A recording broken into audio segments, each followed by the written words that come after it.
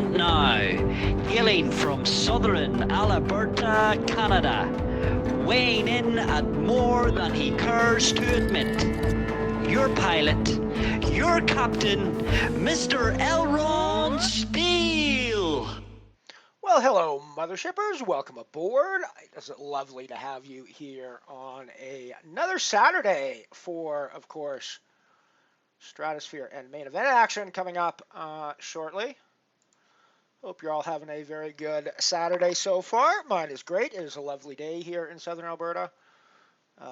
It's supposed to be above 20 today, which is always nice this time of year around these parts. We do have poker going on today at the moment, so let's pop over to that. By the way, welcome to Shopper and Cat in chat early today. Good to have you here. And I think Moofy might be around too, although he's been, I think he might have been chatting in the form of Botron, although it might have been Botron as well. I'm not 100% sure. Sometimes it's a little bit unclear. Right, so we are playing the Battle Royale here, where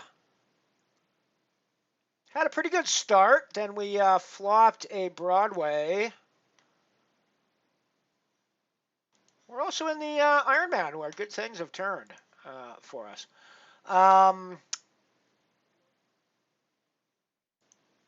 Yeah, things started out well for me. I had a couple of nice hands early in the Battle Royale to chip up to about a 1.5x stack, and then I flopped a Broadway and ended up losing a chunk of chips on the river to a flush, which was kind of gross. So we're a little bit low in that, but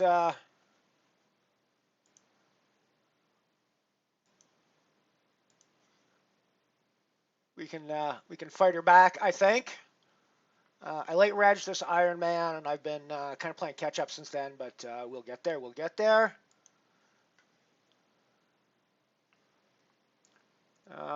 See, I think don't have any booties here. I still think we need to play this for chips. It's definitely a shove there some of the time. I think this does the same thing as a shove, though, frankly. Well, maybe not. Yeah, like I said, it does the same thing as a shove.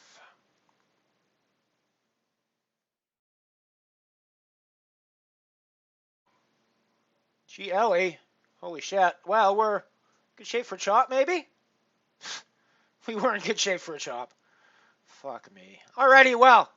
GG Battle Royale, Ellie. GG Battle Royale. No, it's a booty, so of course we don't re-enter. Bounty's light. So down to this one. Gonna jump into the Turbo Classic then. It will be late regging. Yes, indeed. 26 minutes left. Seems like a fine time to jump in to the Turbo Classic for me. So there we go. We are in the Turbo Classic now.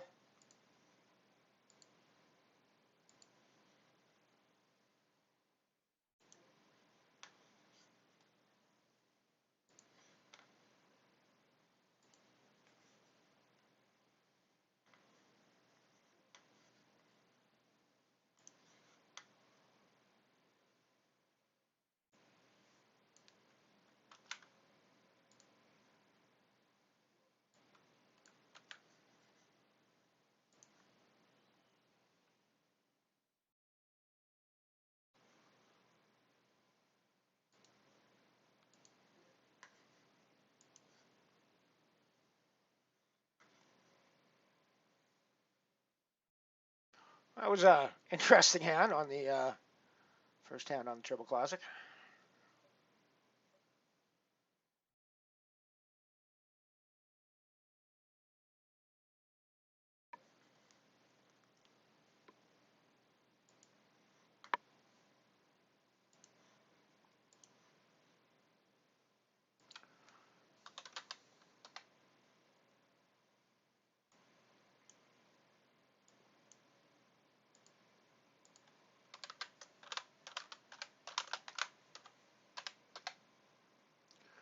Right, well, that was a quick exit for me on the Battle Royale, but what are you going to do? What are you going to do? I think I needed to probably make that move there, so.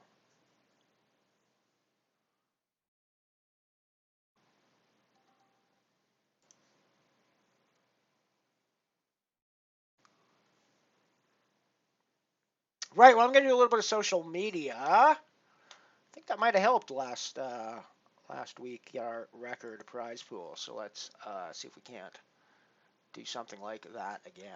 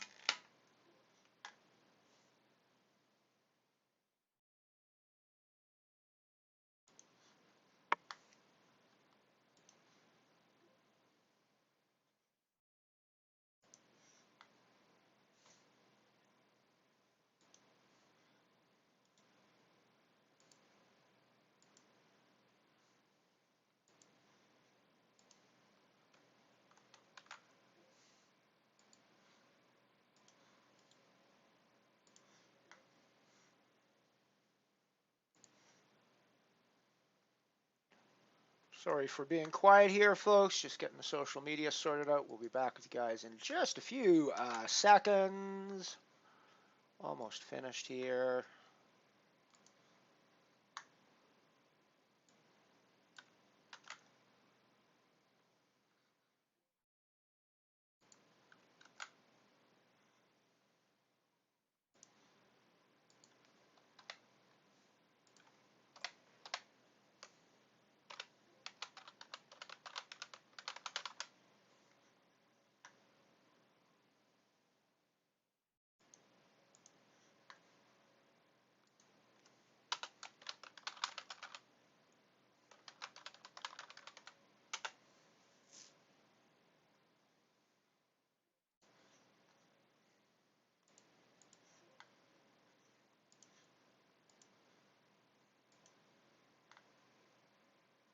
Mav Rosa, Diptez, good to see you guys. Welcome aboard. I don't know if I've missed anybody else while I was doing the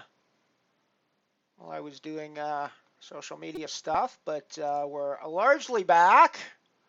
I am doing well. How is Mav doing? Looks like it's just a Mav in the dip. So welcome all. Good to have you guys here. Well, Kings then Aces. How's that for a bit of a run of cards here in the Turbo Classic?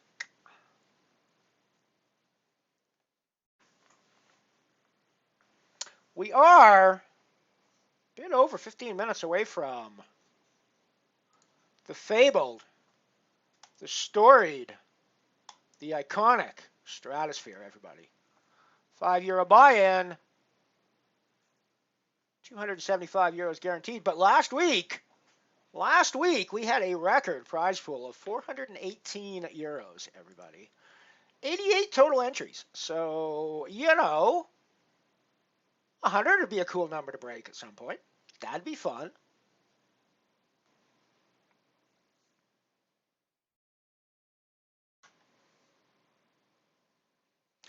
I think 100 would represent 450-ish in prizes, I believe.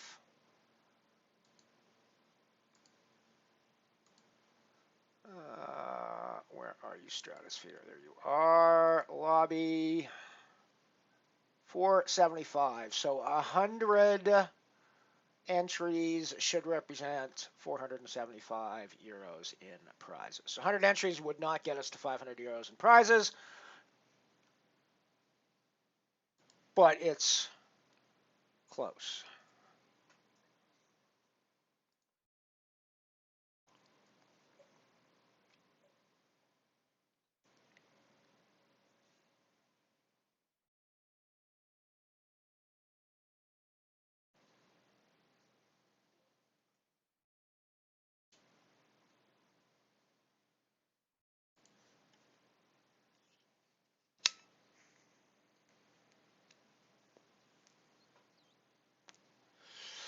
This will be the final Stratosphere that I am able to stream for 2 weeks at least. I am going to be in Calgary doing the WSOP circuit for the next probably 3 weeks, actually, because I won't be able to stream.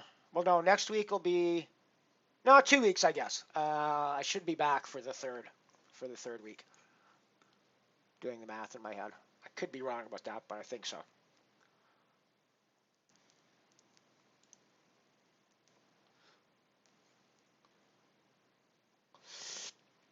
My next Stratosphere stream after today.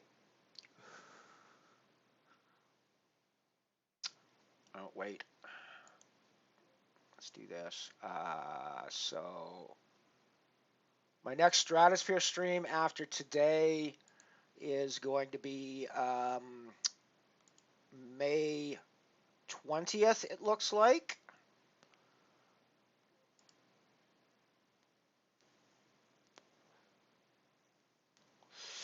But I should be back for a Wednesday stream on May 17th.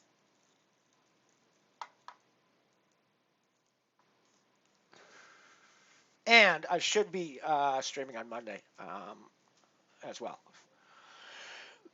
My final stream before I go to Calgary should be on Monday.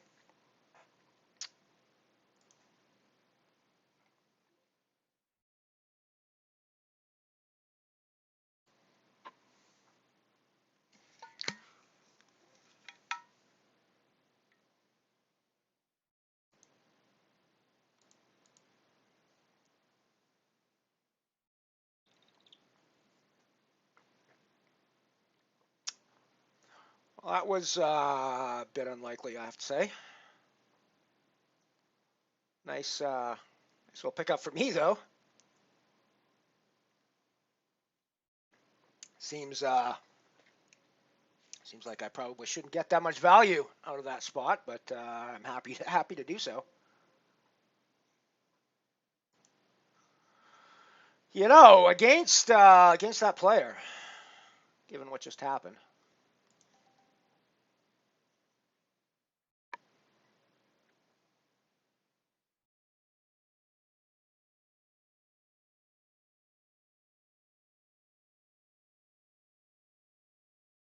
I mean, I probably don't call Jack 9 suited in that spot against many other players, but given what just happened, that's clearly a tilt shove. I was assuming it was a tilt rebuy shove, but apparently it's just a tilt shove.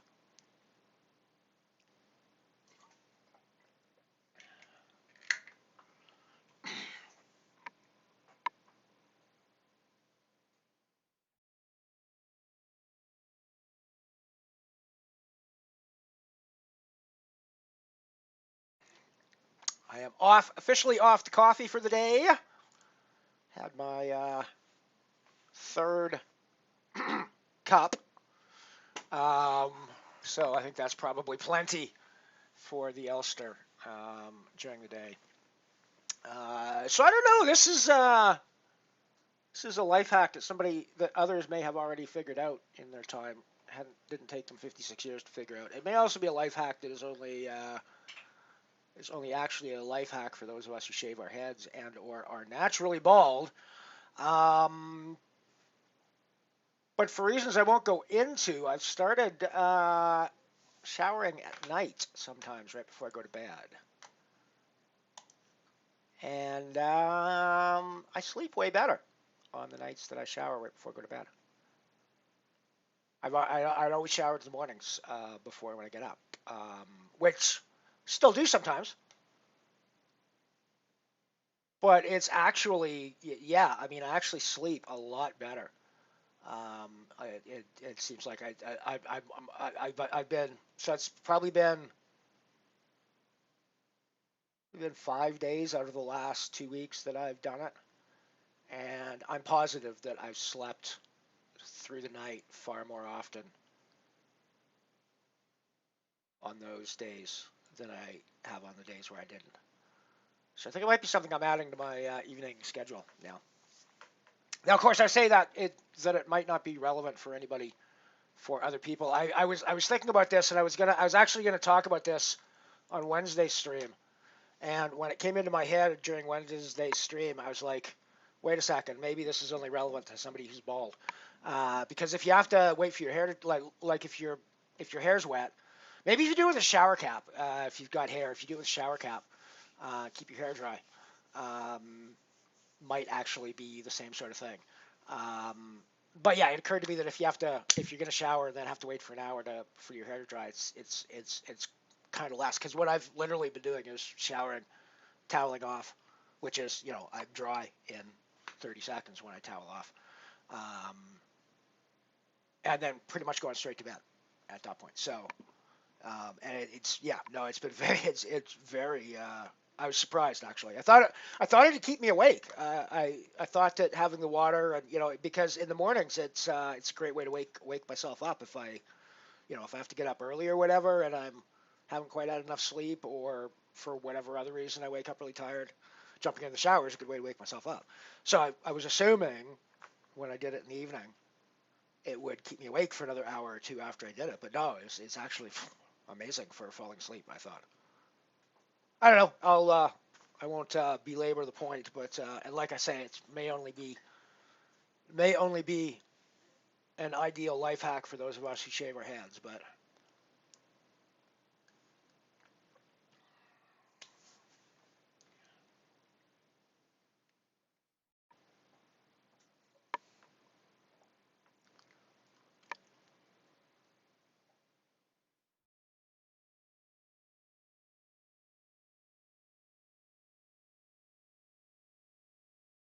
yeah, yes, that should be fun.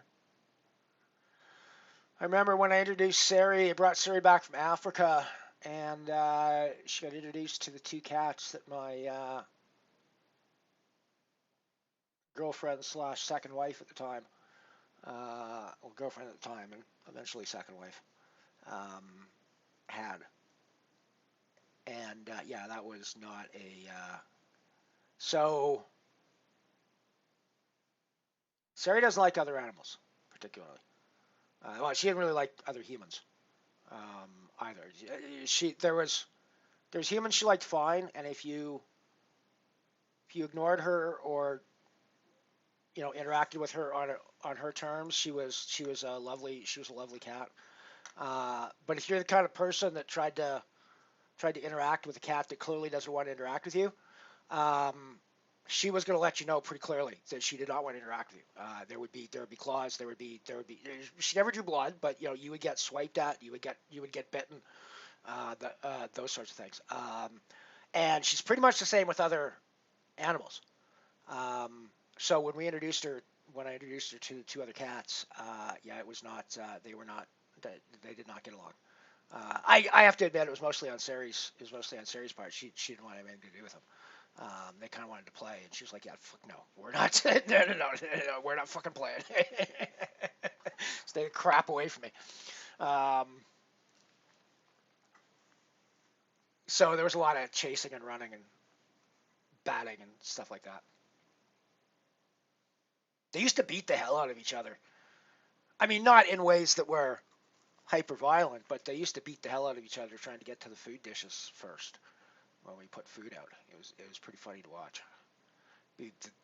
All three of them would be like tearing from wherever they were in the house, trying to get there first, and they generally almost always converge in the kitchen at roughly the same time, and just it's like this massive fucking cat fur trying to trying to get to the dishes first. It's pretty hilarious.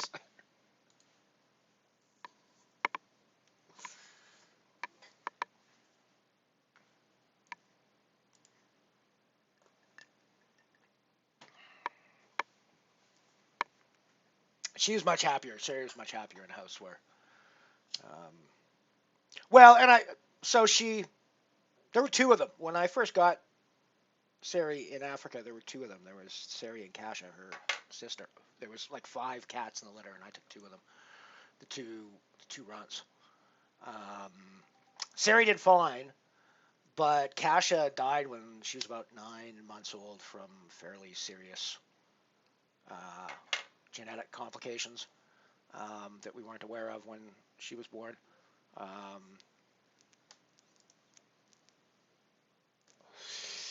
she was the runt, so I mean it's not a huge surprise. But and for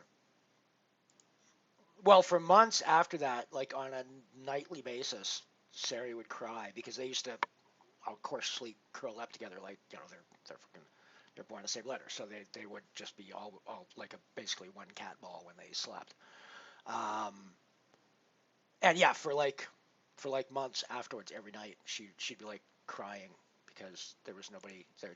Her sister wasn't there, presumably, because it didn't cry before that. She eventually stopped doing it every night, but there would still be times right up until the end where she would wake up in the middle of the night and cry out, and I always kind of wondered if that was what it was. So I sort of understand why, I think she was kind of traumatized by that and didn't like other animals as a result, because, especially other cats maybe reminded her, but maybe I'm anthropomorphizing too much as well. I don't know.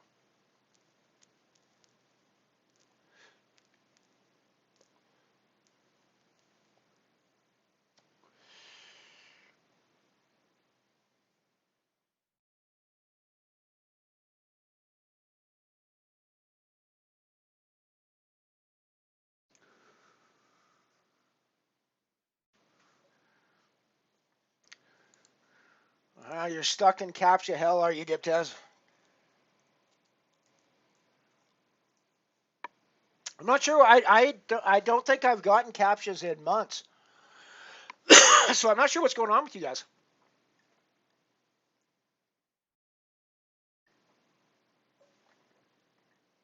And like Shopper, I don't understand why some players seem to get it all the time and others don't seem to get it at all. Right, we are just moments away from the start of the Stratosphere. Everybody, have you got your tickets out? Have you applied them to the buy-in of the Stratosphere yet? We're gonna be getting dealt cards here in this game very soon, so get yourself in. Of course, you don't need a ticket to get in. You can just drop €5 in if that's what you prefer, which I do on a regular basis. Not this week. I don't have to. I have some tickets to use. I have a rebuy in pocket if need be as well, so I'm in good shape this week.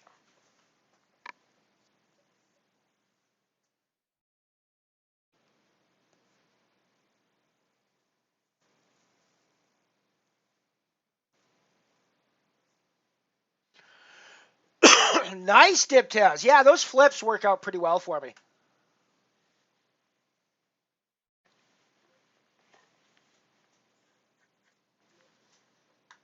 At least in theoretical value, they work out pretty well for me. Like I said, I haven't actually converted any of them into cold hard cash yet, but that's a matter of time. And given given the way that tree works, it's always going to be a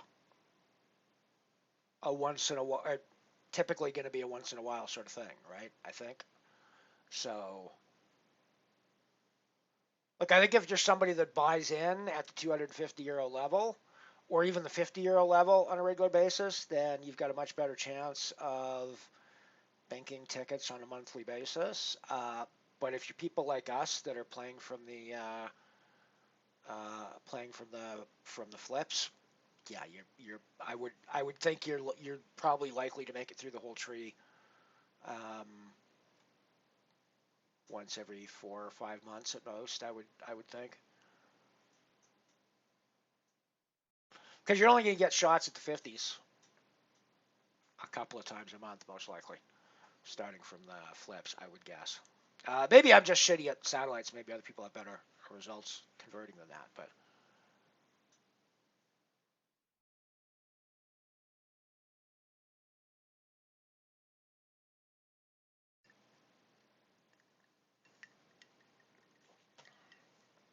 there we go. There we go, everybody. We have, oh my God, we have stratosphere action. Are you excited? Are you as excited as I am? There we go. 275 euros guaranteed.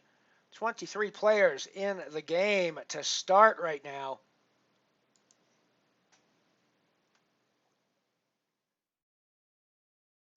That is about half of what we need to hit the. No, that was the old guarantee. The new guarantee, that is less than half what we need.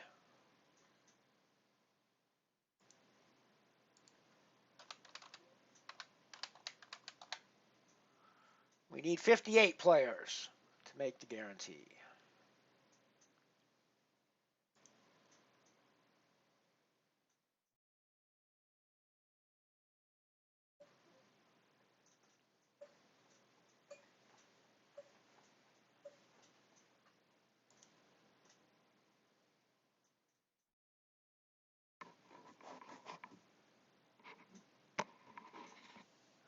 Ooh.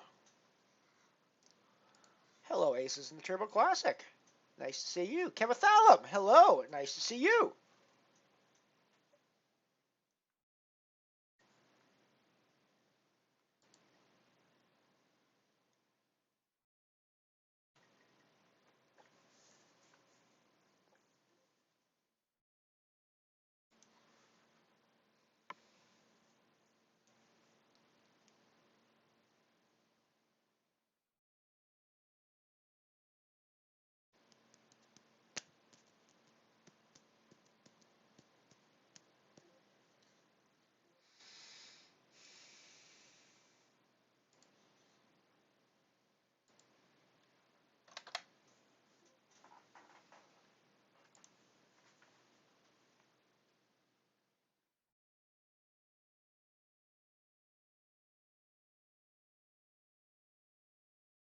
GL, everybody in the stratosphere, by the way.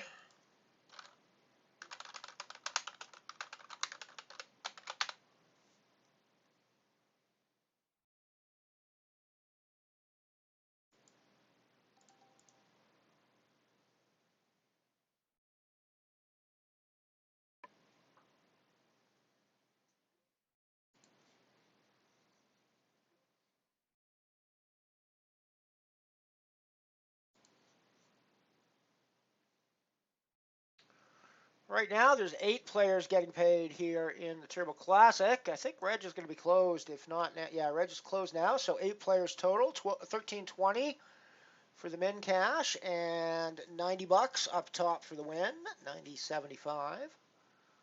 So that's pretty decent. There are still 35 players left, so there is a ways to go yet before we're anywhere close to the money. But, we'll get there.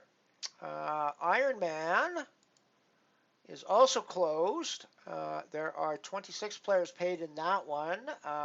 We have got a little bit of work to do, but we're not, hugely far out.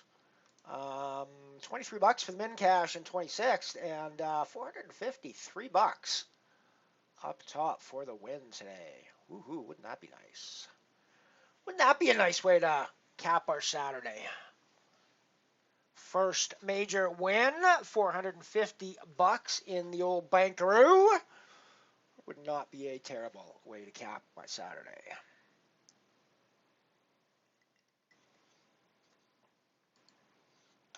Happy Ray, how you doing, buddy? Good to see ya. Welcome aboard.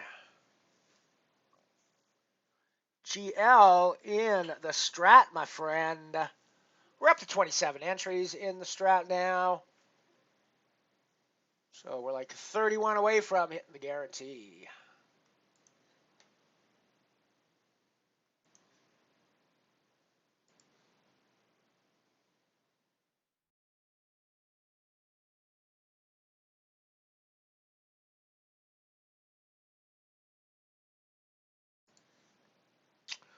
Well, hello flopped boat in the Strat.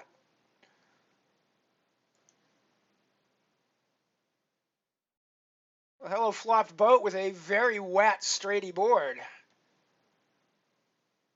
Ooh, that was kind of coolerish.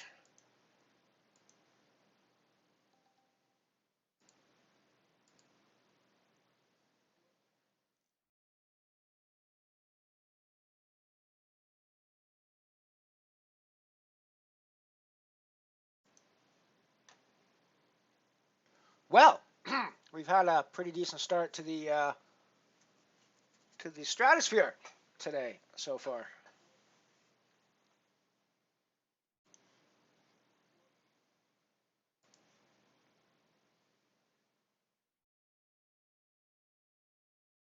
I mean, poker's pretty easy when you flop a boat, right? Like it's like poker is super easy when you flop a boat.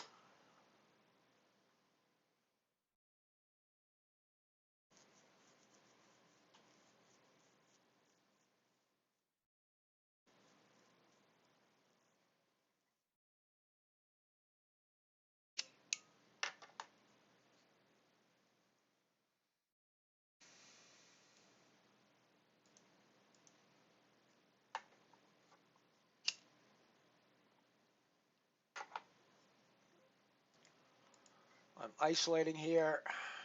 Pretty good spot for me. Assuming we can fade a king, which we cannot do.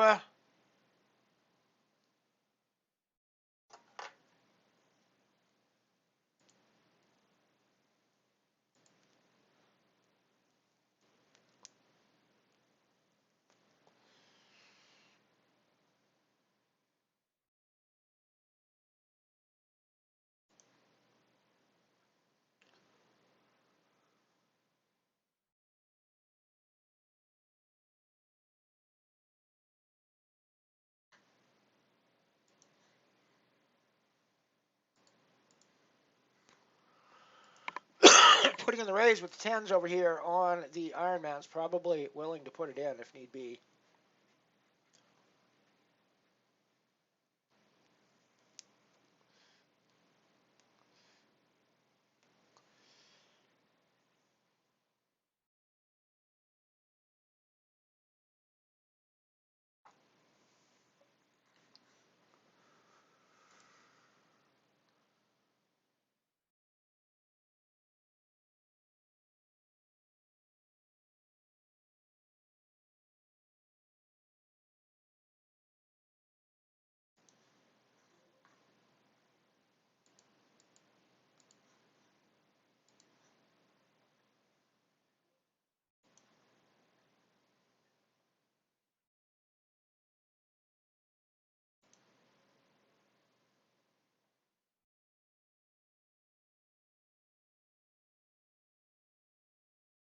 Snappy McSnap call there.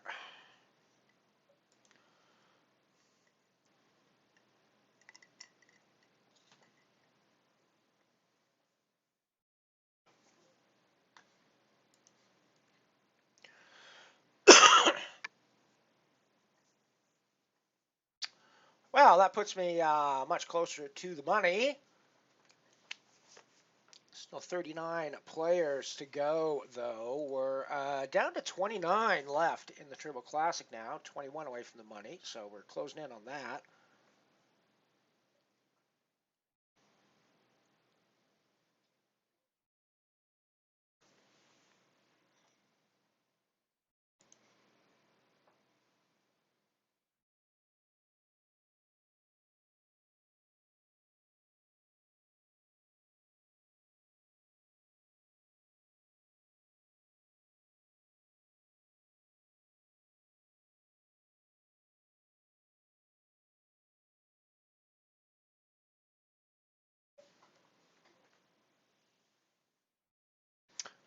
Yes, I would expect to see some balloons here actually relatively soon.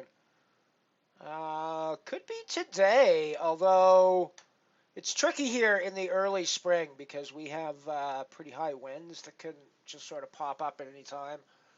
And you do not want to be caught up in one of those things when the winds pick up around here because shit's going to get ugly real fast.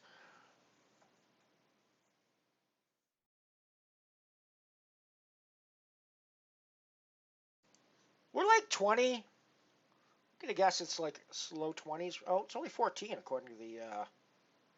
let me update that and make sure it's 16. Yeah, like I say, I need to update. 16. Oh, today's only a high of 18. I thought it was supposed to be above 20 today. What do we got for the next? 22 tomorrow, 23 Monday, 26, 27, 28, 25, 22, 23. So yeah, we have got near summer conditions coming up over the next week or two while I'm in Calgary, which is sad because I'm not sure I'm going to have time to get my winter tires off my car before I go to Calgary. And it means I'm going to be chewing the shit out of them on the drive. But I'll have plenty of time when I get back, so I'll be able to do it when I get back. But I will be able to do it when I get back.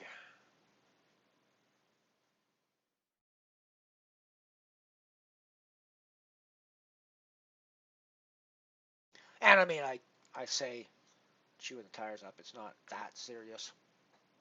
Like I could run all summer with my winter tires and still have winter tires for next season. But that would probably be the last year I could have them. Whereas if I get them off relatively soon, then they'll be good for 3 or 4 seasons at least.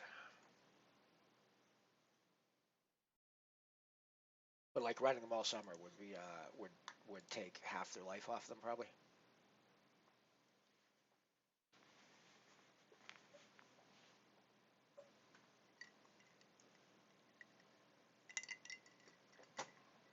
So I do have to get them off sooner rather than later.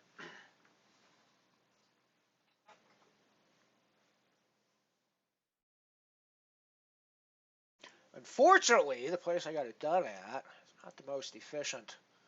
Well, sort of is, sort of isn't, I suppose. You don't really make appointments there. You just kind of drive in. Your car goes into one of the big long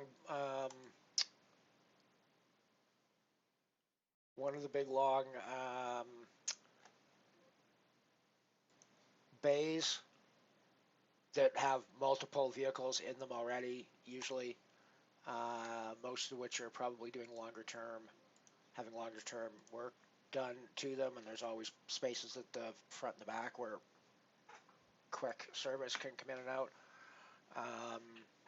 So you drive your car in, you go sit in the lobby for half an hour, 45 minutes, then you drive your car away with the new tires on it. When I do my car service, it's usually something where they drive me back and the next day. Shiv's Banger, how you doing? Good to see you here. Thank you very much for the follow. Welcome aboard the mothership.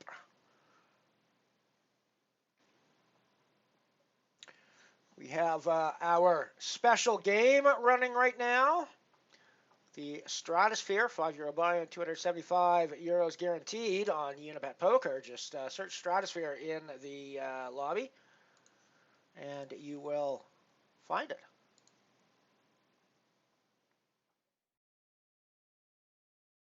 $30 entries in total now, plus, do we have any rebuys? 2 rebuys, so 32 entries.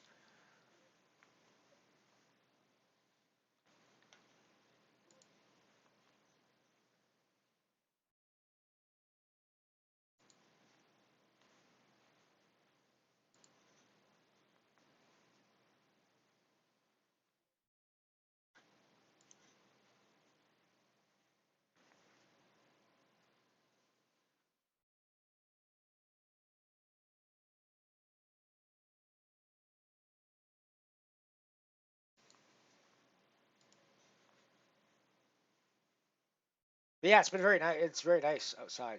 I've been out on the deck a couple times. Had some coffee out there this morning. Been quite nice.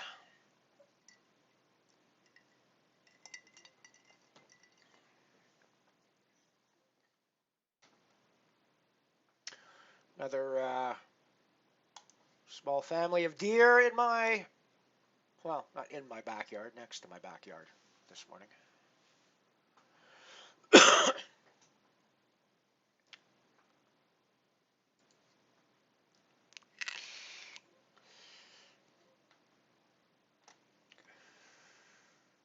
They sure do blend in well. I was sitting there having my coffee on my deck, just kind of staring into space, as I often do in the mornings, enjoying the outside. And I kind of watched the road area and the little natural area between my complex and the road. And it wasn't until one of them got up that I realized there was 4 deer sleeping in the grass between me and the road, or laying in the grass. The colors blended in so well with the mix of green and brown that we have going on in the prairie grass right now. And they were just lying there so still. I literally didn't see it until one of them stood up, and I'm like, oh shit, there's 3 more of them too.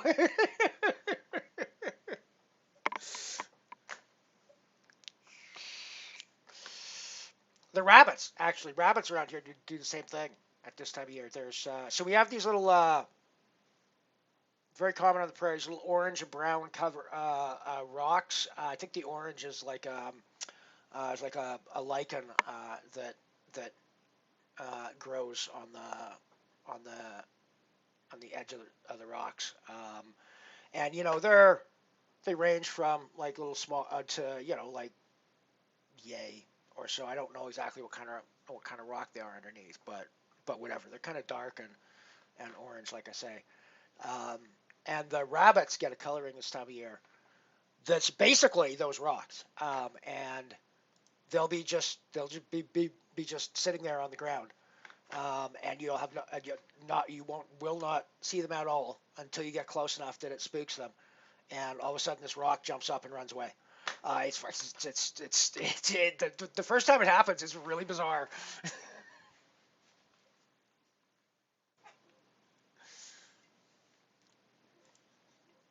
Because you actually see the rock, it's not like it's like with a deer. I just saw grass. It wasn't like I was seeing anything. I was just seeing they just blended in with the grass. But that's the thing. You see this rock on the but it's just looks like one of the normal rocks, right? So.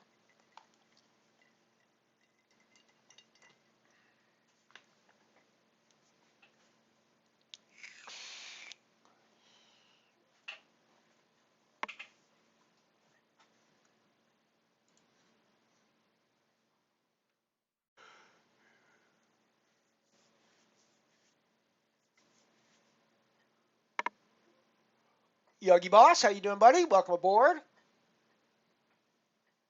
How are the things?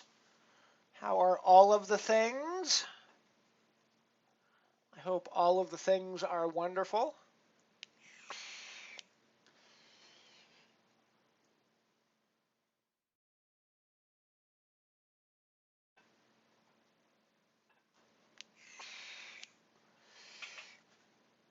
Main event going to be popping up in about 20 minutes. You're going to get a password in about 10, but you might already know what it is. You might already know what it is. If you've been around here before, you probably already know what it is. It's a check raise spot, I think.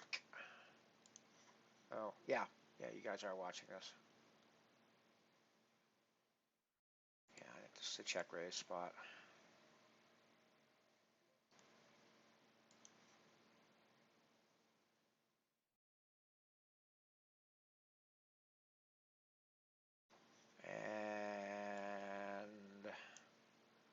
And overpot shove, I think. With the top pair and the straight draw now.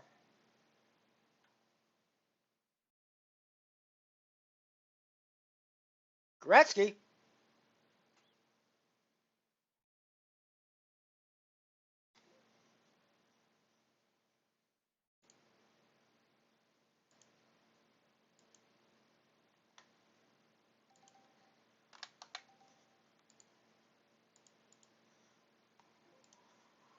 We're going to come over here for a second.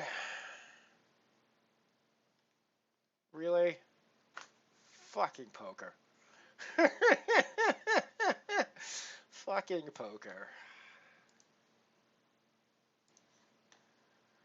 Fucking poker, right?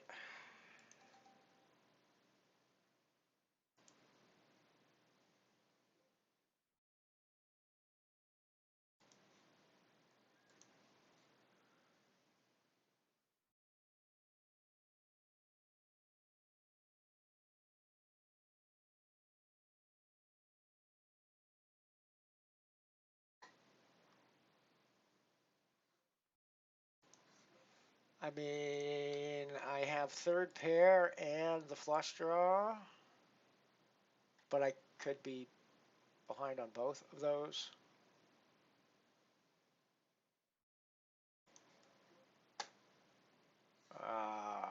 GLE in the Turbo Classic, I guess, right? Any ace at this point with 6.5 bigs, especially when there's a 3-bet in front of me, gives me a chance to now triple my stack here.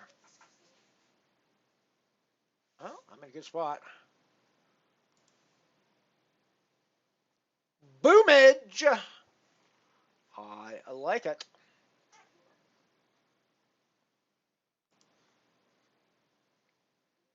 I mean, that's not nearly the same peak as the last hand, buddy.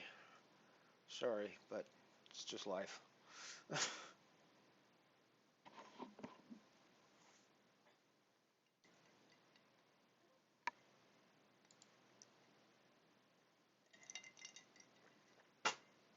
Well, we're down to 18 left now. 10 away from the money here in the Turbo Classic. Down to the final 2 tables once this hand finishes, I think.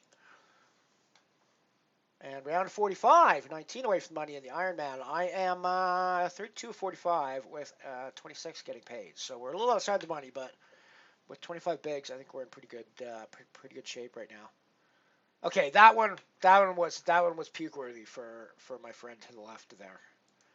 That one was definitely puke worthy. I am chip leading the Stratosphere for the time being. We'll see if that can hold or not. That seems unlikely given the way the Stratosphere goes for me, but it's going well so far. And we are up to 33 entries and still 2 rebuys, so 35 total. That puts us 23 away from the guarantee. Getting there, closing in. Closing in. We got break time coming up, so I guess that means you guys deserve a password, right?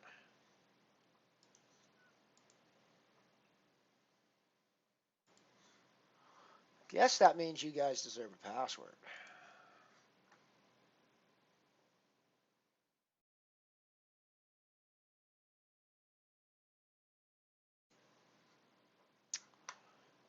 I'm a captain of my word, so let me give you that password right now. It is, believe it or not, shockingly, I know you guys aren't going to believe this, the password is space travel for the main event. So get yourself into the main event, everybody, if you weren't already in there waiting for it.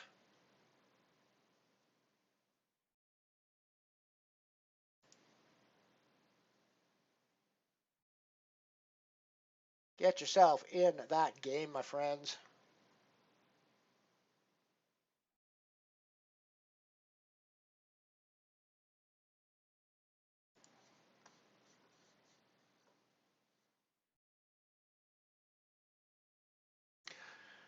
You don't have to be scared, Cat.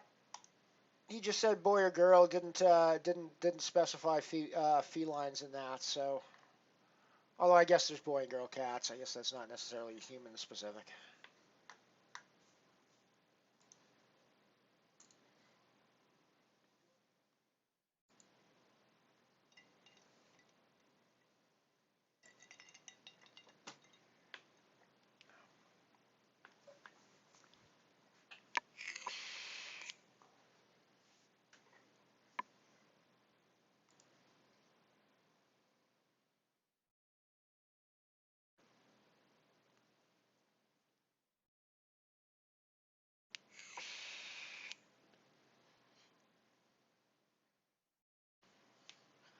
I am now 13 of 13 in the Turbo Classic with just over 11 bigs. So we're gonna need to find some chips most likely, and I think Ace 3 in the cutoff seems like the place to do it, right?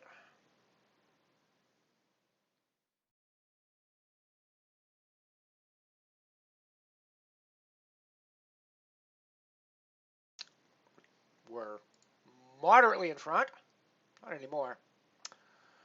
GG Turbo Classic cannot hold. Cannot hold.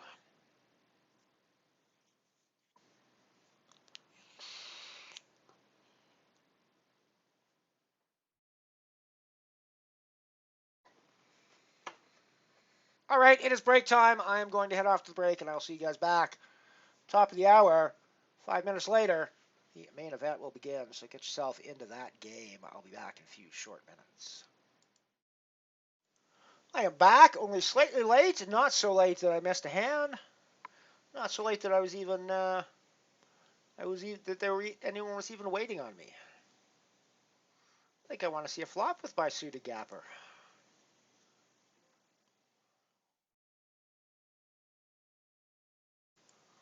Not the worst flop in the world to see, frankly.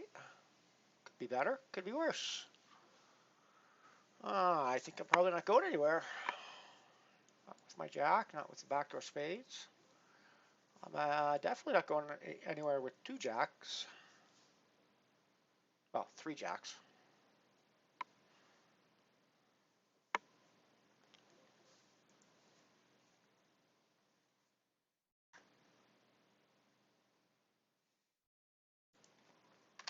I think there's straight draws to get there, but I think we're still bombing this, right?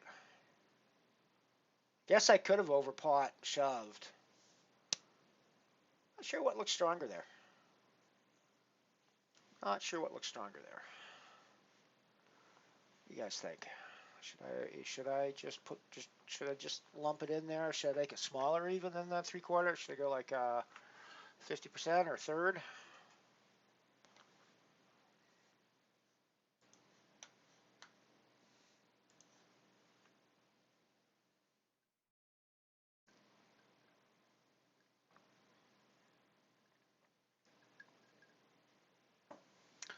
Up to 37 total entries now, plus 3, so 40.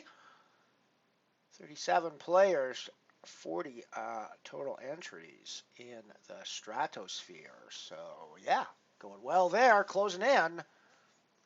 Just 18 away from the guarantee. 39 minutes to get there. Seems almost certain we'll have another busted guarantee. The question is, are we going to crack 400 yet?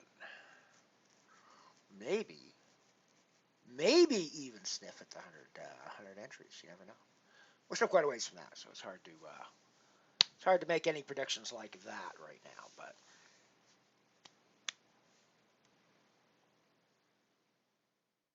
so I am now technically in a cashing spot here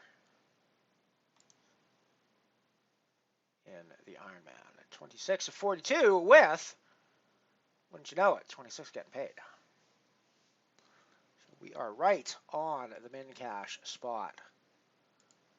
Speaking of wouldn't you know it moments, wouldn't you know it, we have a Mothership main event on our screen.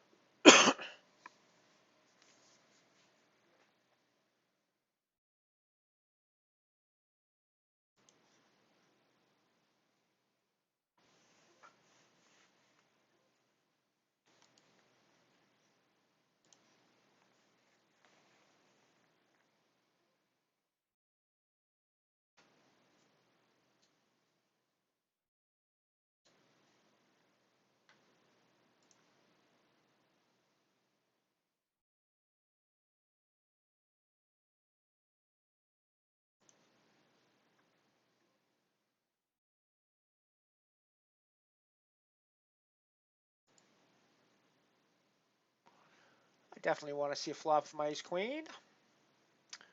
I think we're going broke on this hand.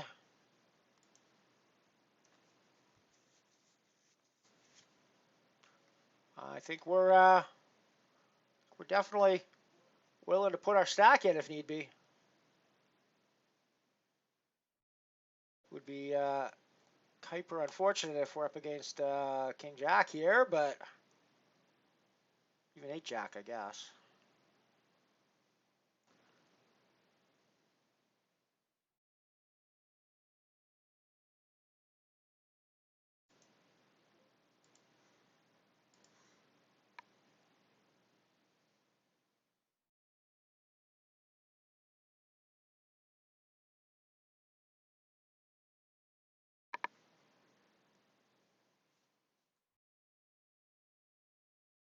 I mean, I had it there, bets, so pretty sure. Unless you had King Jack, and if you had King Jack, you ain't folding.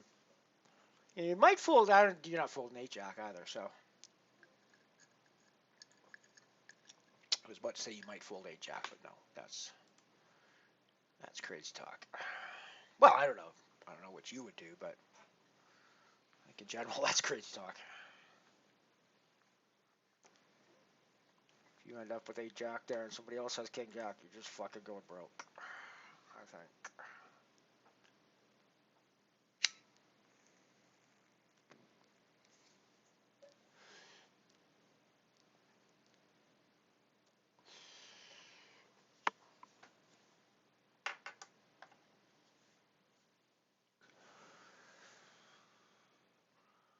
I mean, I'm willing to go broke there with 2 pairs, so. To be fair, I'm willing to click the rebuy button also fairly liberally in this game, which may not always be the case with other players.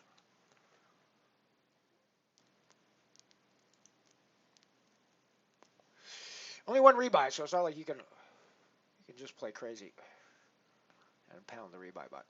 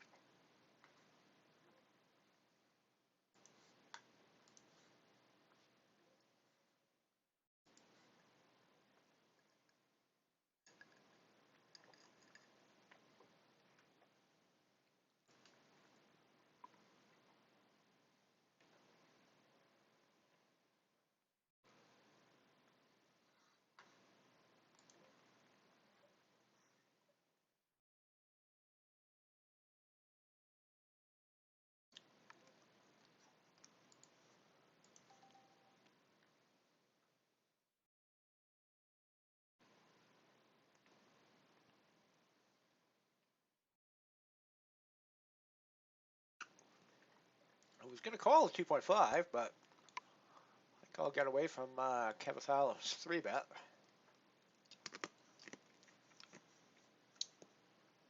I read that as pretty strong for the record.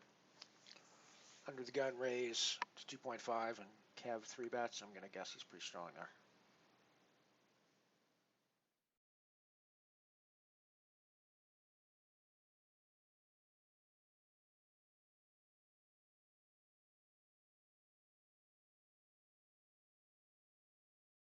Yeah.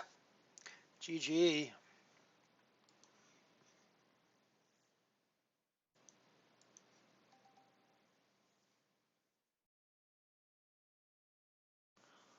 Well, not the worst result possible with ace-ace, but, you know, not too far off the worst result possible with ace-ace.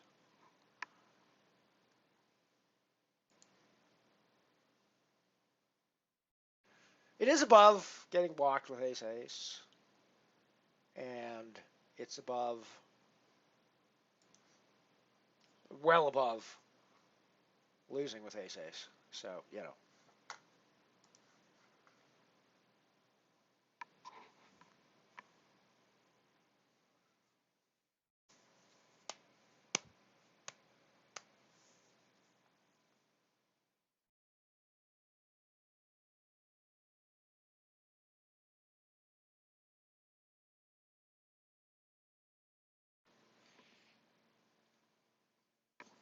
Oh, tomorrow's a big laundry day for me here on the mothership. Get prepped for my trip to Calgary. Don't leave for Calgary until Tuesday, but you plan to stream on Monday, so it's a bit tricky-ish to do laundry and stream and play poker at the same time.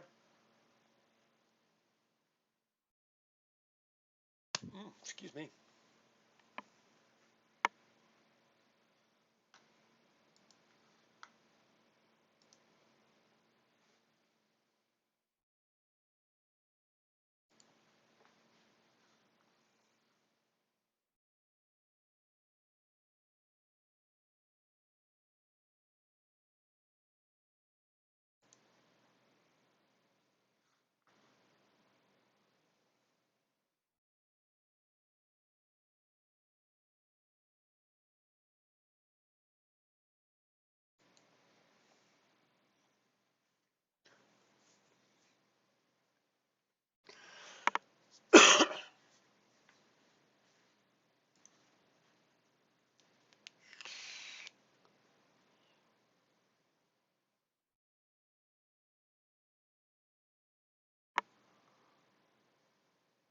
I do not know either of those players, but those are both great names. Those are both great names.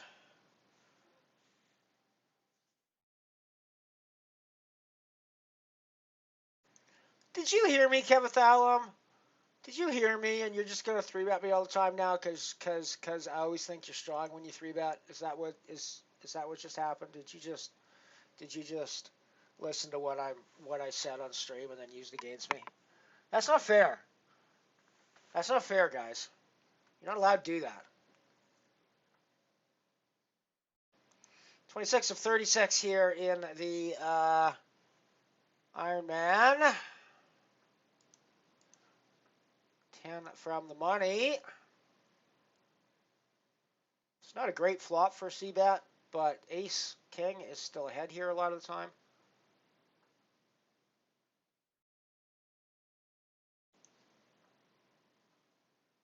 I mean, I think Ace King is ahead here a lot of the time. Probably not going anywhere. Fuck.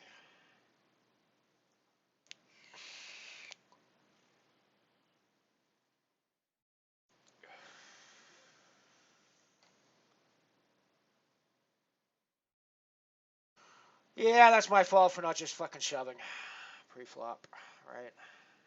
Oh well. GGLE in the Ironman.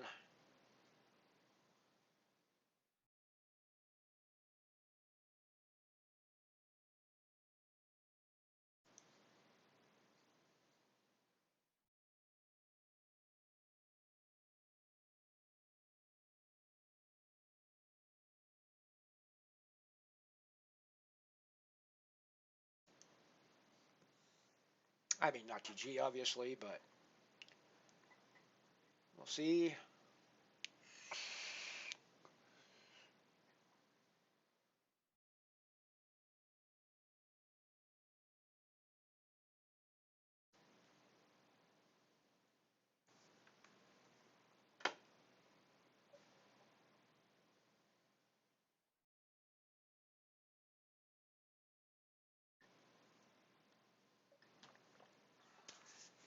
I should just have open shoved that pre-flop.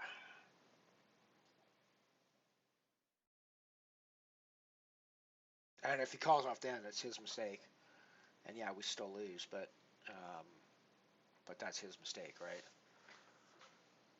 Instead, it was my mistake. And we have to recover from that now.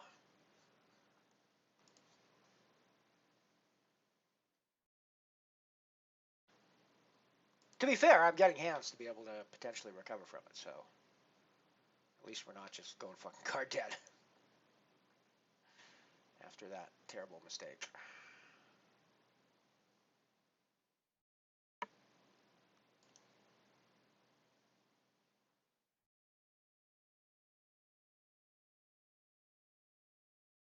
It's weird. For whatever reason, I'm getting internet connection errors from 888, and I'm not sure why. Because I'm not getting any connection errors from... Yeah, it just logged me out. That's weird. I do not know why. Oh well, I closed it. I'm not playing on it right now anyways.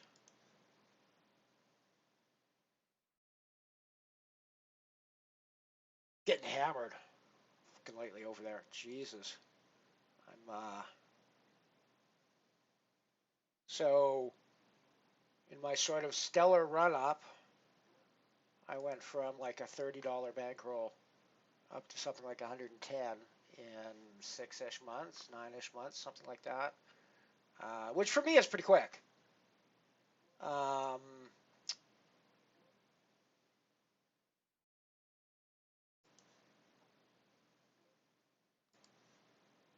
In the last 2 months, month even really, I've gone from that roughly 105 euros, 110 euros, or dollars, down to like 75 now. So yeah, I've just been getting hammered over there, just hammered.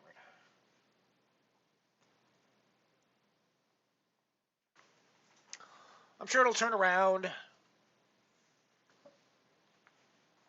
I probably need to adjust my play a little bit.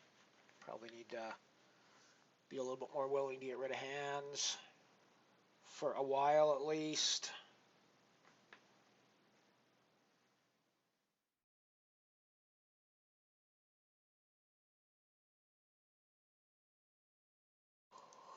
They're always going well at the beginning of the games. Like I've done this again where I have it open shoved.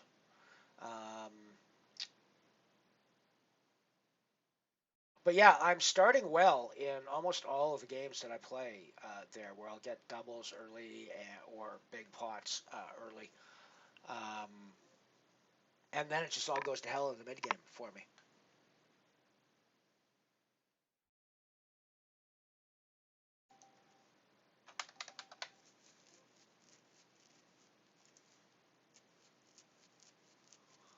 Wow. I probably have to get rid of my fives here, right? ICM reasons. We're 9 away from the money. Delgado, the two big stacks, or the big stack here could easily call them off. Oh, wow. Oh, well, you're not hitting a 5. You better hope he doesn't hit one of his cards. There we go. So that basically let me ladder over top of a player that was ahead of me.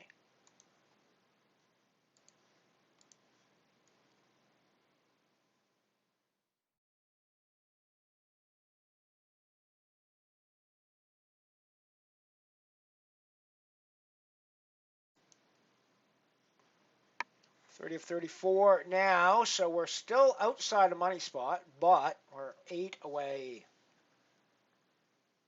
And, as we've just seen, things happen.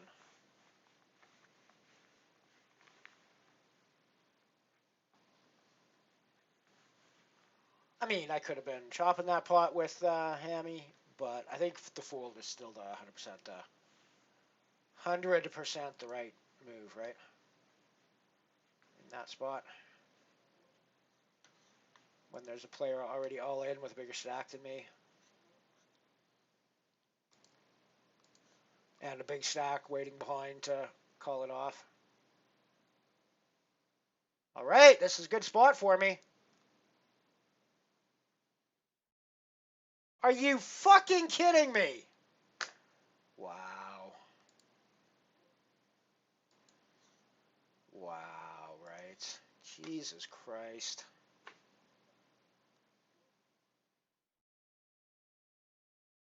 It seems to be going wonky. Fair enough.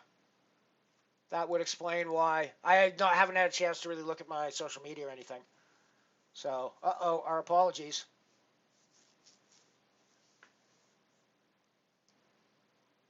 Good spot. Good spot. There we go. All right. So we are still alive. It's not been fucking easy, but we are still alive here in the Ironman with 6 to go until the money. It has not been fucking easy here, though, everybody. It's been a roller coaster. It has been a roller coaster ride.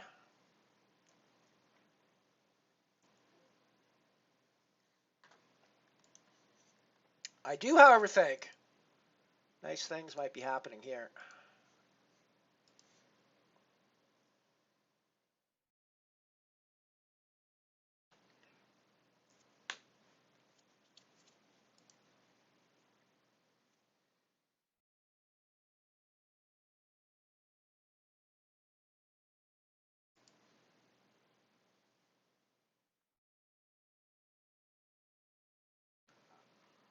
Damn, that's twice I've coolered betcoms today. GG, dude.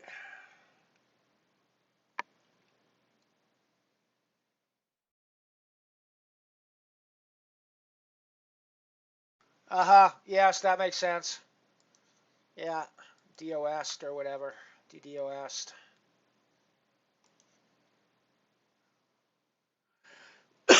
I mean, there's not much you can do about it. Weather the storm. Put in your mitigation techniques, but...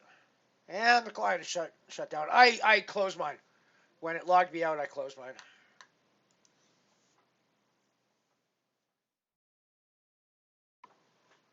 Yeah, I just shut mine down when it logged me out.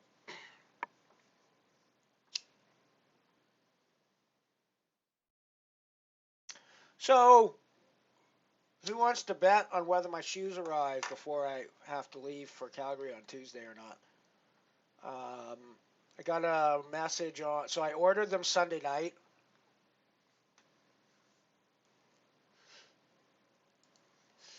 Let me get the timeline right. So I ordered them Sunday night. I had a confirmation email that the order was received on April 24th.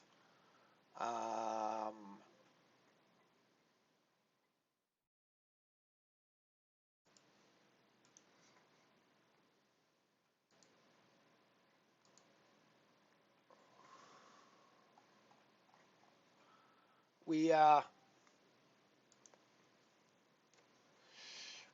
the 27th, so Thursday, there was a message saying that they're a bit behind and it might take some extra time, might arrive later than planned. So it's supposed to be 3 to 8 business days from Monday, presumably when they confirm the order. So by Thursday, they still haven't shipped the order. Friday morning, I had an email where they shipped the order.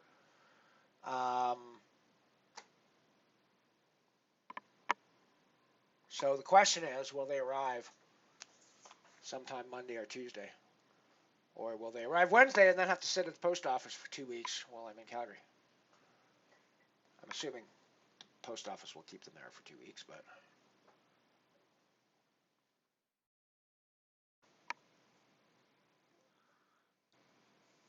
Aha, right. Makes sense, Cat. Makes sense. But yes, you are probably right. It is probably an attack of some kind or some sort of a technical issue that they're running into.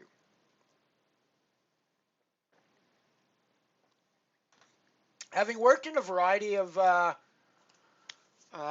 mission critical, semi high pressure computer rooms in my years in the industry, um, and having never worked for a poker company in their server rooms before, I have to think that it is one of the worst jobs in IT. I mean, I have to think it's one of the better paid jobs in IT, probably. Although I'm not even certain about that. It depends. I mean, IT gets kind of shit on a lot of times. Right. Well, good luck, Ellie. Um, but my God, the protocols and shit around things like upgrades. Um, would be, yeah, I would not want to be the one that had to keep track of all that shit. Um, and then when shit went down, it's like yeah, you're fucking, you need to be on that shit like right now, right? So yeah, I have to think it's one of the worst jobs in IT. Ah, yes, I,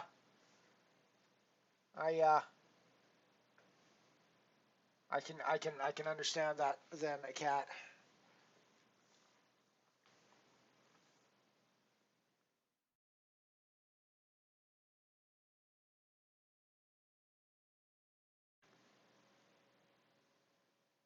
Yeah. Do not jinx things, cat. Do not jinx things.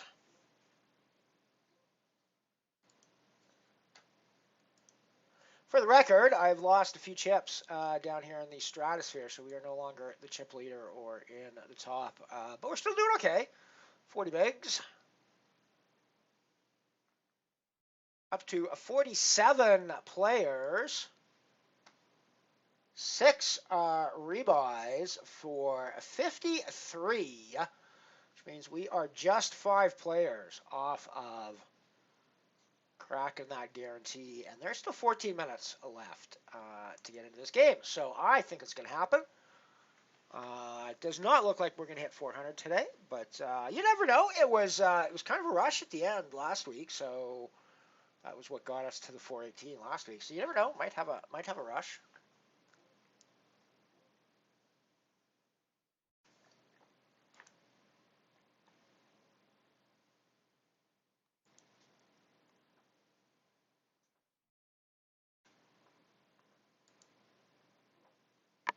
Yeah, yeah. They won't make that mistake again, will they?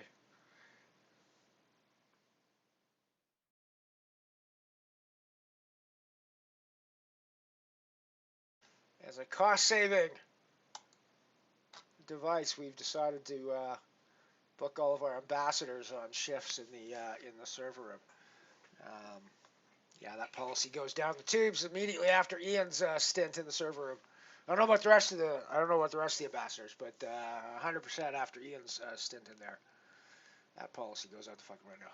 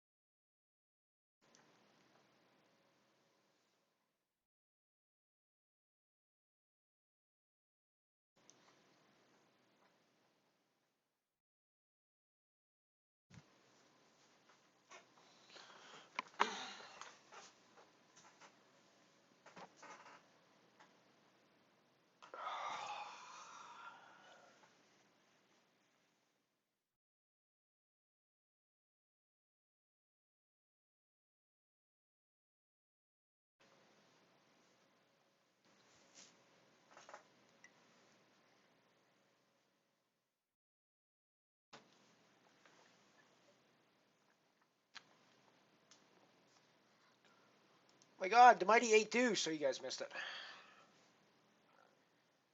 However, I am 4 away from the money, 3 away from the money here in a cashing spot on the Ironman, everybody. So, yeah, good luck, Ellie, getting 23 bucks at least. 450 up top. Tournament played hand for hand. That means we are 2, count them, 2 players away from that min cash, everybody. So, G-Ellie, G-Ellie, G-fucking Ellie.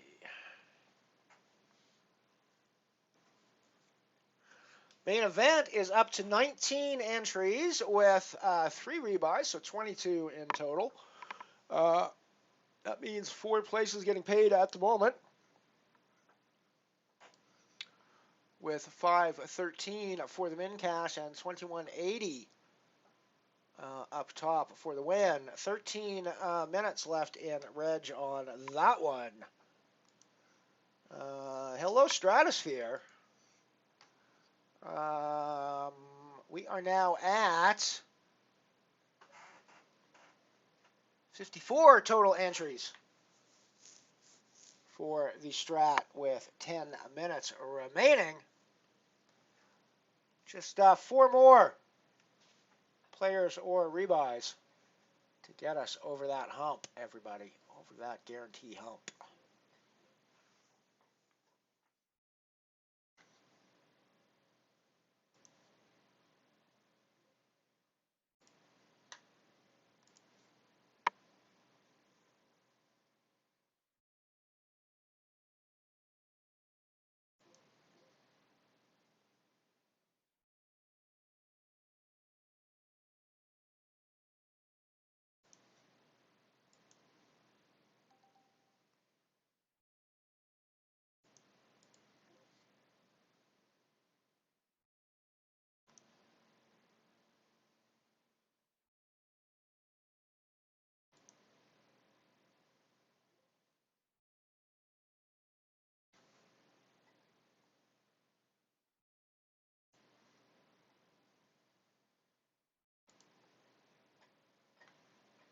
Damn! GG. GG Shopper. GG Shopper's poker motivation as well.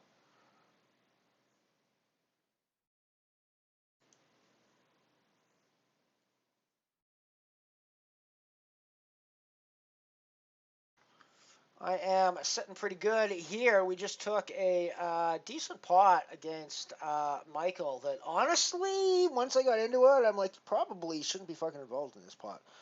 But we got involved anyways, and we won it to give me a pretty comfortable spot now, 2 for money. But yeah, I honestly probably shouldn't have even been in the hand. At least not the way it was playing.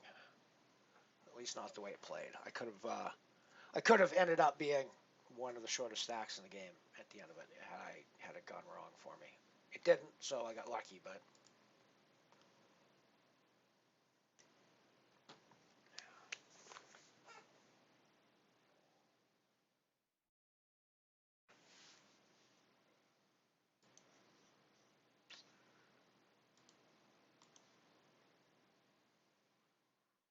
we're still in the rebuy zone for the Stratosphere, so I am willing to get chips in if need be here. And then start a bit of a shove fest after that if I lose. Racing.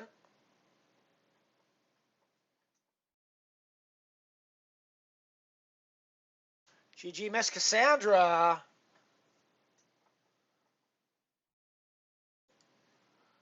All right, nice rebuy. Welcome back and good luck.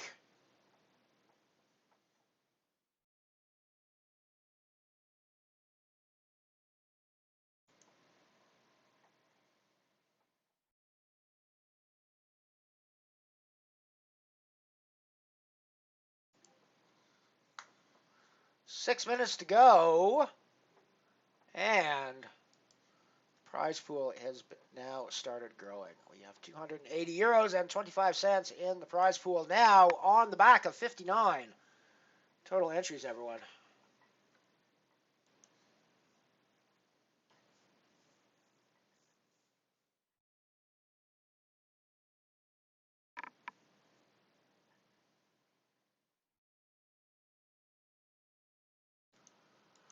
I'm not picking on you, Cassandra. I just think I'm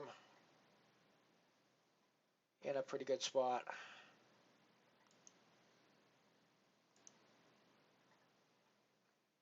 I guess I wasn't as good of a spot as I thought I was.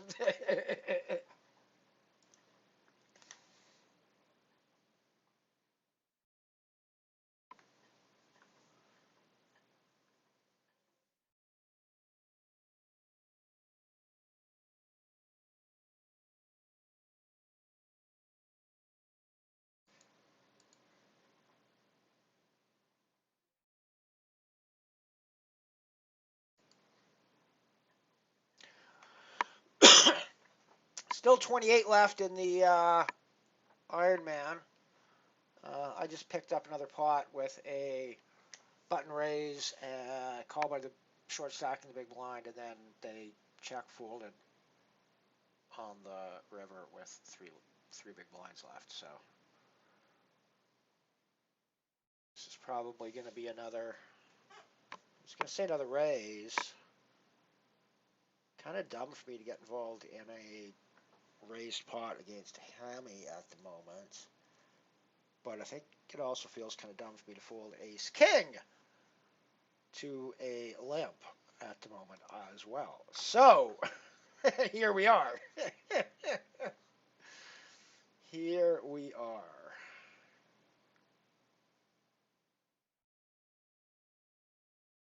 Well, that's not the worst turn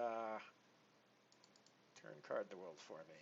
That said, it does dampen the board significantly, right?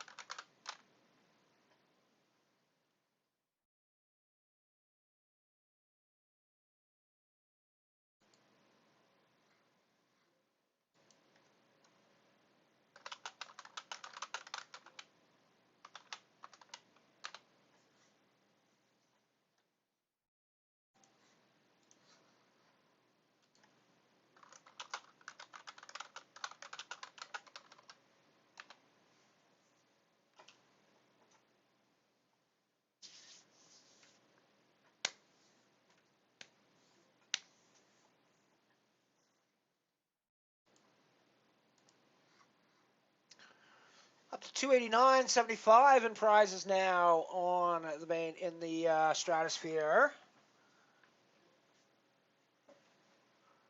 55 and 294.50. We are 2 entries away from cracking 3, but we only have 2 minutes to get there.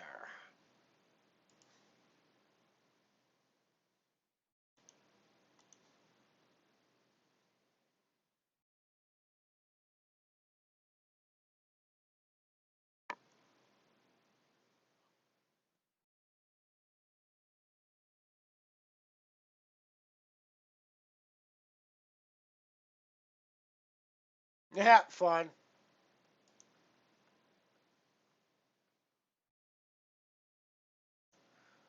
One of those days. We've all had those days, like those days have happened here on Unibet as well. Those days, those days definitely happen. Where there's just not much you can do. Just not much you're gonna be able to do. You just ain't playing poker there that day.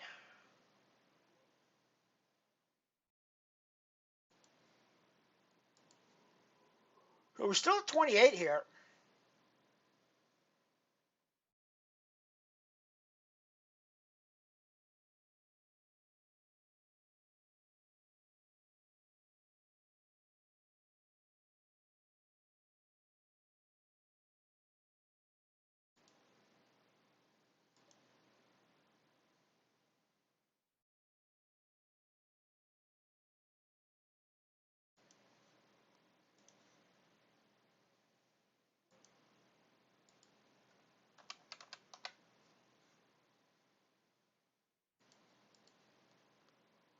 I might just be betting into a boat here, but it seems unlikely.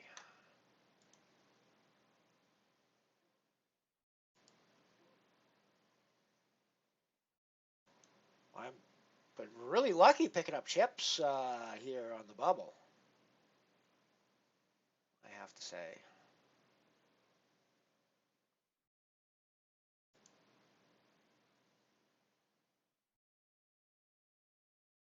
However, we're still sitting with 28 players left, so we're still at 2 away from the money.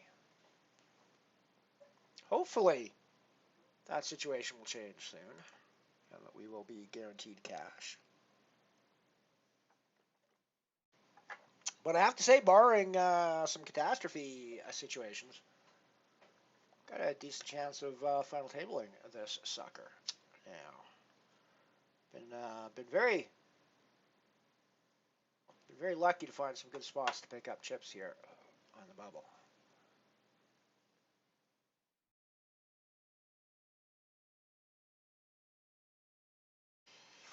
It's a nice reminder that shutting down on the bubble so you can min cash is not always the greatest strategy in the world. I mean, to be fair, there's a lot of spots here where I could have potentially got myself involved in spots where I lost a bunch of chips as well. So, um,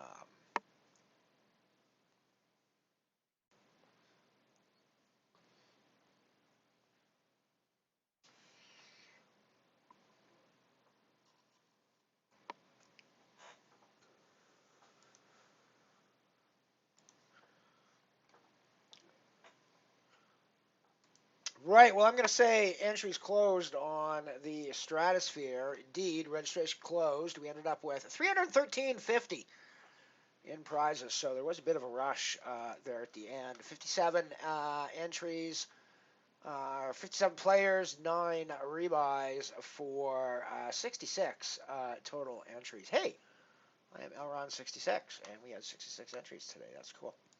That's totally coincidental and like irrelevant to everything, but it's still cool. Still cool. Main event. 1 minute left in reg on that one. We have 22 plus 3 in that one for 25. Still 4 places getting paid with 513 min and a 2180 up top for the win. Oh, I didn't actually tell you guys what the payouts for the strat are. 9 places with 1011 for the min cash in ninth and 9120 up top for the winner today.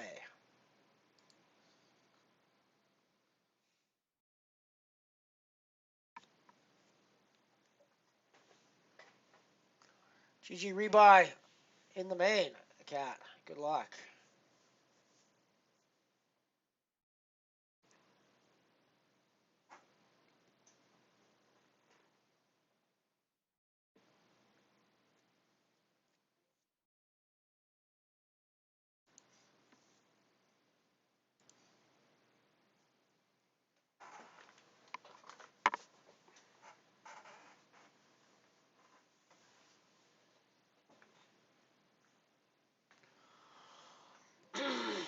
Well, that's good flop from my hand.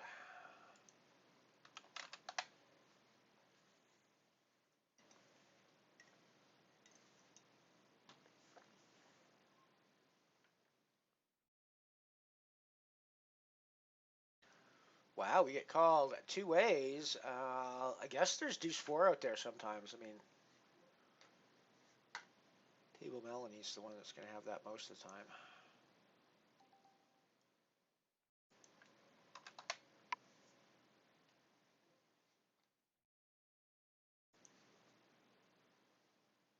Like Danny's probably playing a big ace, like an ace queen or an ace king, even bigger than me.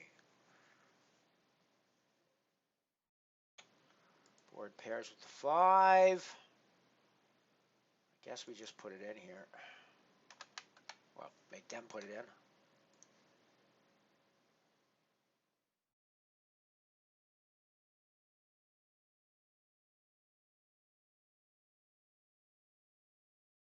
Aha!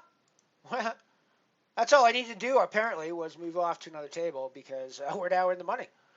on the Ironman, guaranteed 23.46, and Iron at 4.53 up top because we had a really good bubble period. Picked up some very good spots to grab some chips, and grab chips we did, moving from basically the min cash spot right up here to 12th place.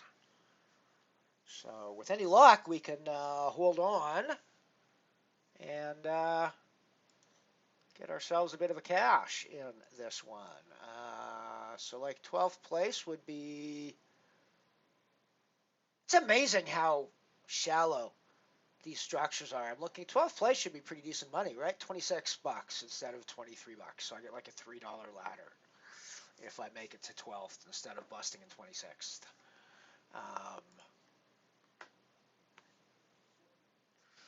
Right, so playing for the win is the way to go. It doesn't really matter if we bust between now and we're getting roughly the same amount if we bust between now and the final table. All of the money is at the final table.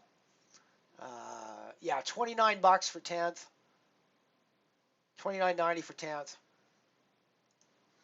almost 38 for 9th, 51 for 8th. So yeah, that's all the money's at the final table on these.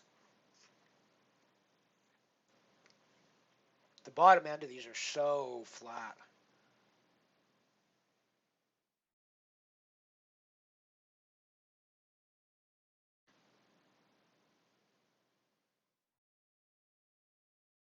I guess when you're paying 15%, which is I'm pretty sure what is paid here.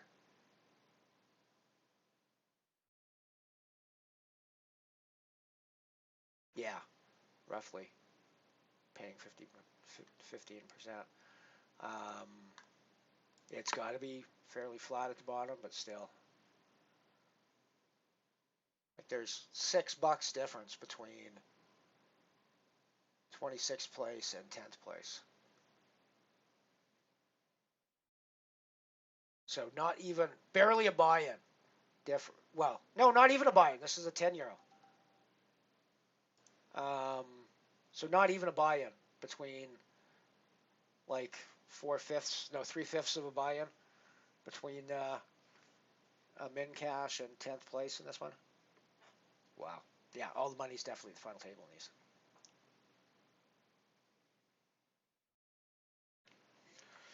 I just noticed I missed the wheel there, but what are you going to do?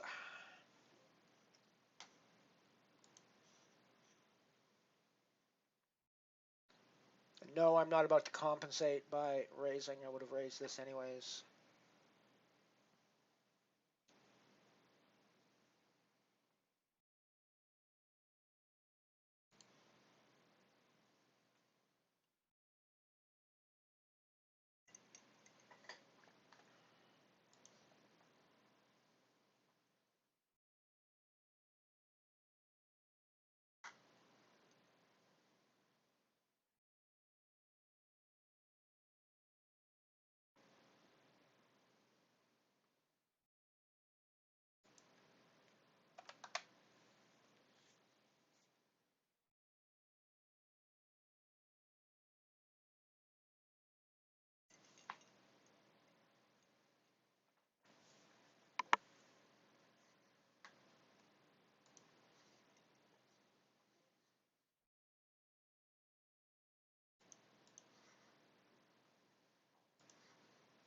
Probably a bit loose here, shoving 15.5 with nines, but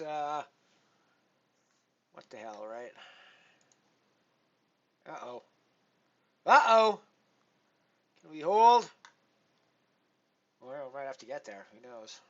I think we're gonna have to hold. I think this will be a race. Assuming this doesn't end up with 3 or 5 or 6 ways.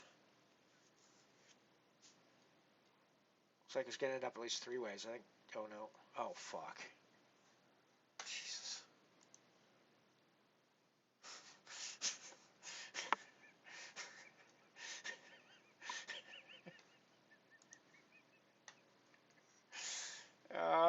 G fucking G, Ellie. Well played, Ellie. Just fucking open shove your nines for no reason with 50.5 big blinds and running aces. Why not?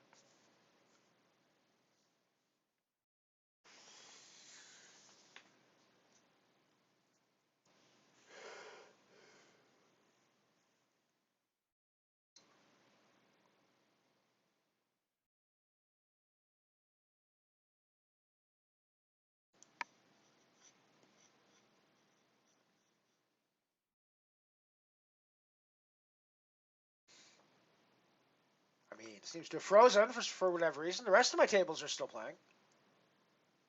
There's still action on the rest of my tables, so I don't know what's going on there. It takes a minute or two sometimes to reset the table for spectator mode, but not usually this long. I wonder if I'm about to crash.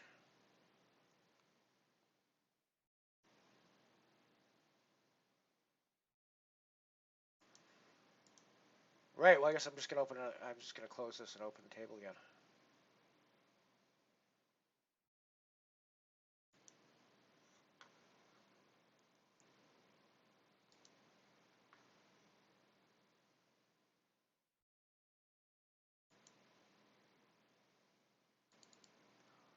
Well, it would appear there's a cat at the top of the strat, everybody.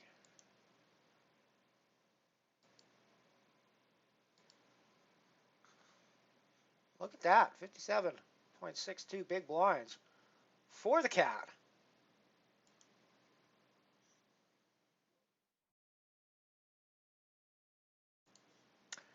That is the chip lead, if you were wondering.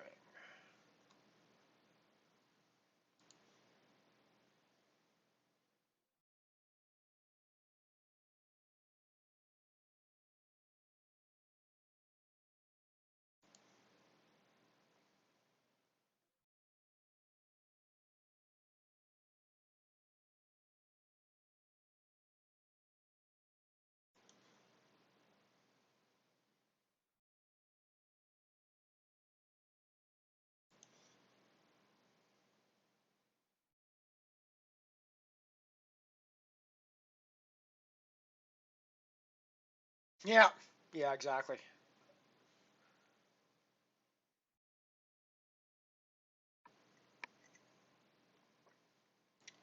Right, it is break time. I am going to get rid of the deuce 4 that I have in the Ironman, and that will be it. So I'm going to head off to the break, and I will see you guys back in a few minutes.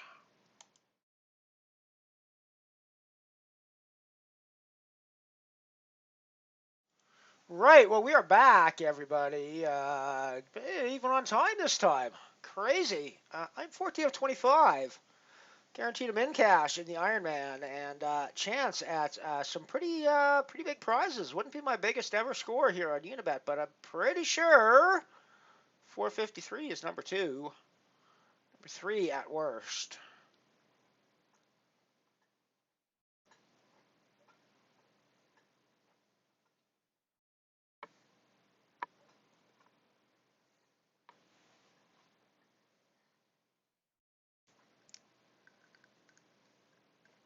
And of course, it would take that first major title monkey off my back. Albeit a monkey of my own creation, a mythical monkey of my own creation. And hello to Giggle Piglet from the captain, and I'm assuming everybody, but I'll let everybody else do that themselves. But yes, hello to the giggles from Captain Elron.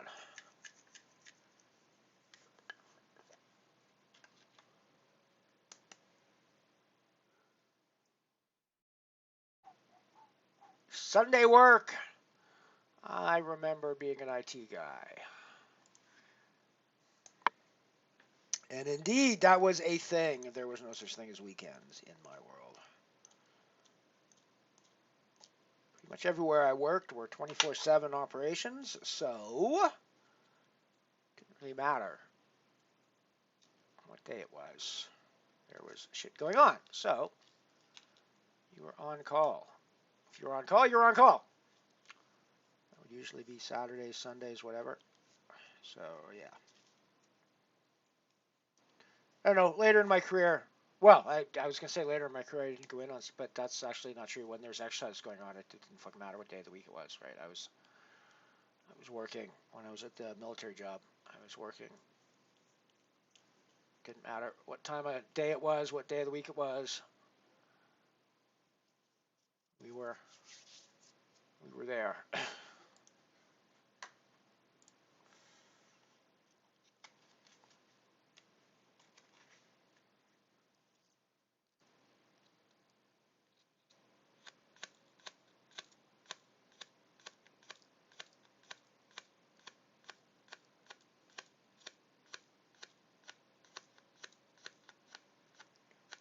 One of the most stressful things about that job that I didn't really realize at the time was that I was low-key on call 24/7 for 15 years at that job.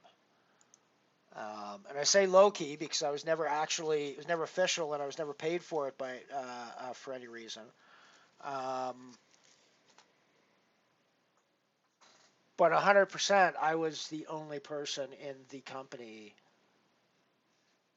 that could have dealt with a major failure of the Sun servers that we had running for most of the time, for most of those 15 years, for 13 of those 15 years. So whether I was technically on call or not, if there was an exercise running especially, I knew 100% that if there was a problem, disk packs crash, server won't reboot, whatever. There is only one person that's getting the phone call, and that person was me. So, wherever I was, whatever I was doing, well, I was dropping it, and I was going out to the base to fix whatever the fuck was going on. So, and I didn't even really realize it while it was happening, and it was after I got done that I kind of stopped and thought about it. It was like, yeah, there's like, for 13 years, I was literally the only person that could get called in a server emergency. So, yeah.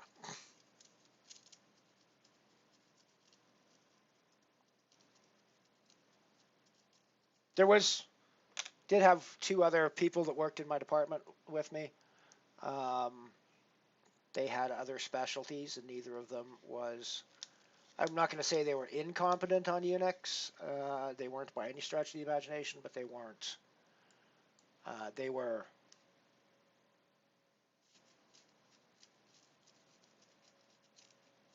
They weren't recovering from catastrophic failures of the system very efficiently. Let's put it that way. And they weren't doing it without calling me. So.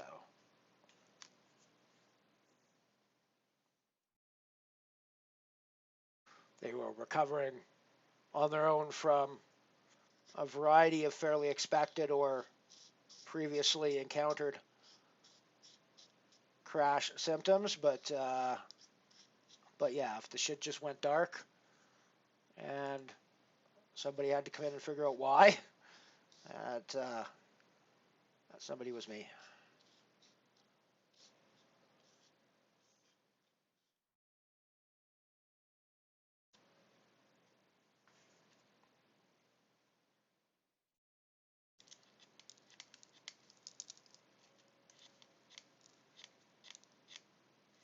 I mean, to be fair, it wasn't the entire. Like, there was a lot of other equipment in there that I had no part of. That if it went down, it was like, okay, somebody else is getting the call, and that's cool. But yeah, there was a significant part of that server room that mission critical, like mission critical significance. That when it went down, only one person they're calling, and it was me.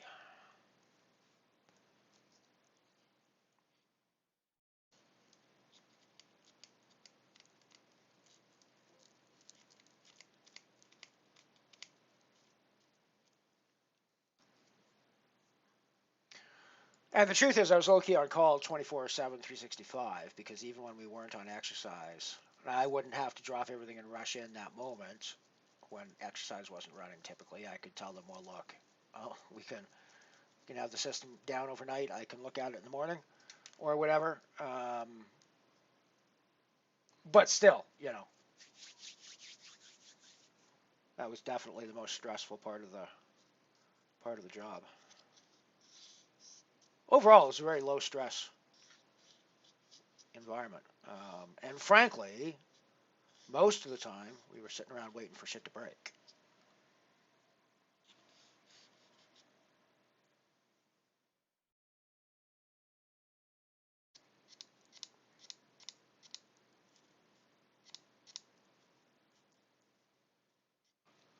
So, most of the time it was not a particularly arduous job, I have to say. Right, well, we are down to, I believe, 27 players left, final three tables in the stratosphere, everybody. I'm not among the players fighting for this prize pool of $313.50 here, but I am, in fact, one of the players fighting for this prize pool in the Ironman of 2,000 euros with 450 odd euros up top for the win. And that would be cool, I have to say. I would not object to that one tiny little bit. Long ways to go, though. There's still a lot of players left in this game. And like I said before, we pretty much need to final table it to get any sort of decent payback.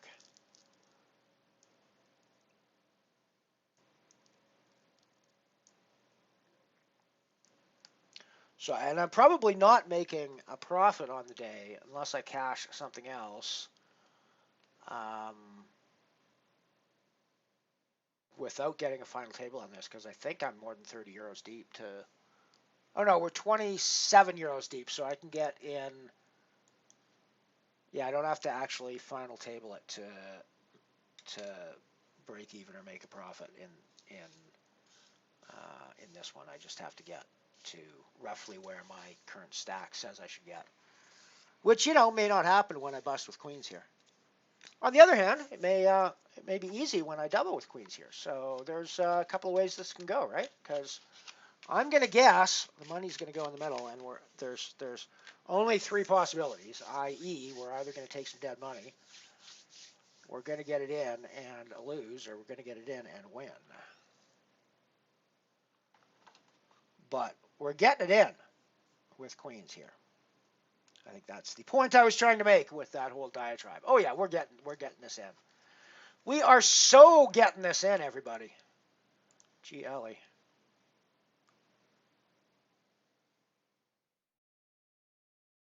Fading the 20%er. I like it. I like it. All right, well, remember what I was saying about having a chance? We've officially got a chance here, everybody. We have officially have a chance. That's a C-bet with my blockers and backdoors.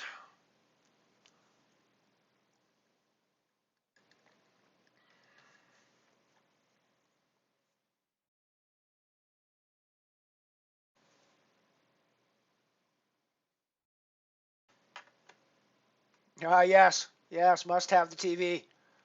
Must have a TV.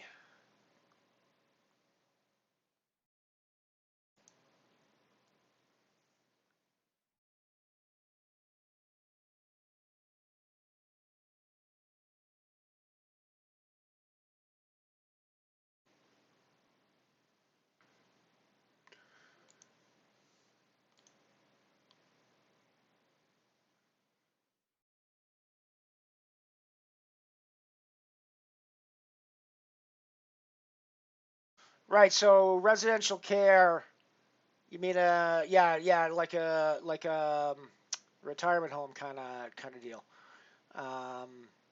That also has a daycare and nursery and stuff attached. Makes sense? Cool.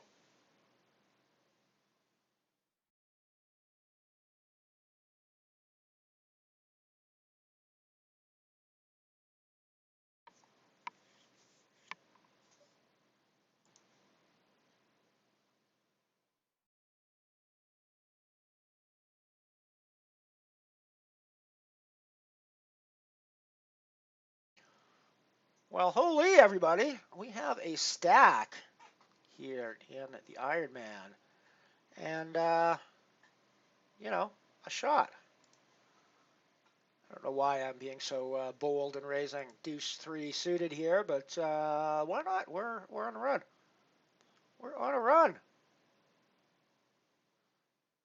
See, there's something. 25 square meters, 26 square meters. I have no conception of how big that is as far as the residential space is concerned. None whatsoever in my brain. My brain has no ability to process that number. You tell me how many square feet it is, and I'll have a pretty good idea of what size that space is for an indoor space. I have the square meters. I have no conception of it whatsoever.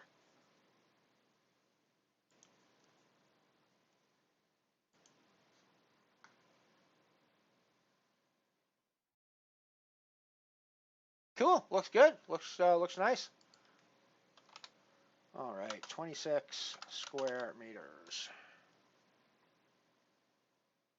Just under 300 square feet. All right, I have a.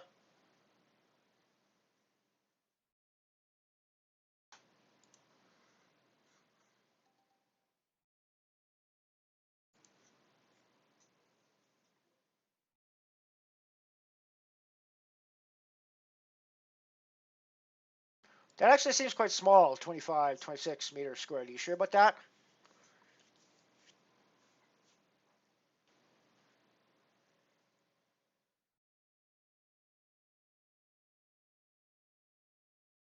$25 meters to a side, 26 meters to a side, maybe? That might make more sense for a large. Because that's only like 300 square feet, which is pretty tiny.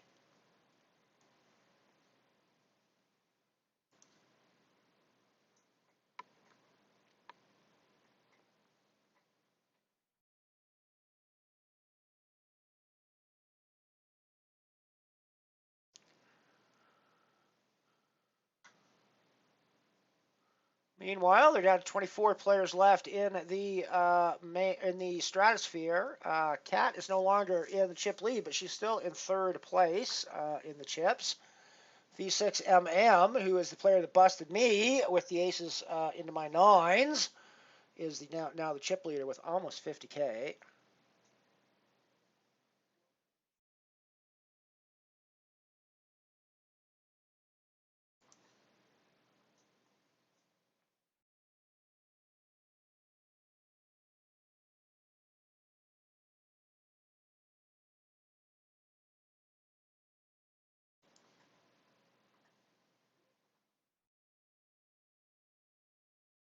Overs and backdoor clubs. Overs and backdoor clubs.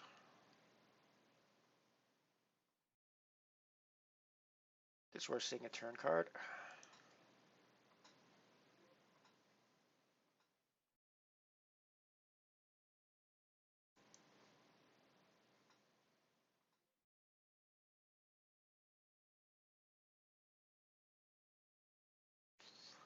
I mean, I think there's a check raise here some of the time.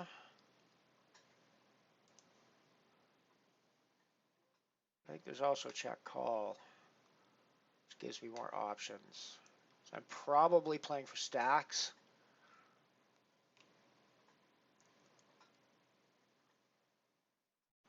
And as you can see, in that case, it would not have gone well for us.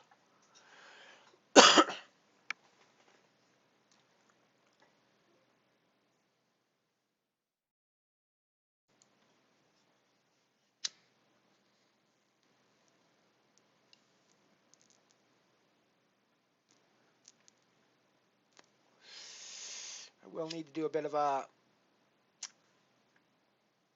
I fucking burned this in the middle of it. Oh, this is not going to go well. I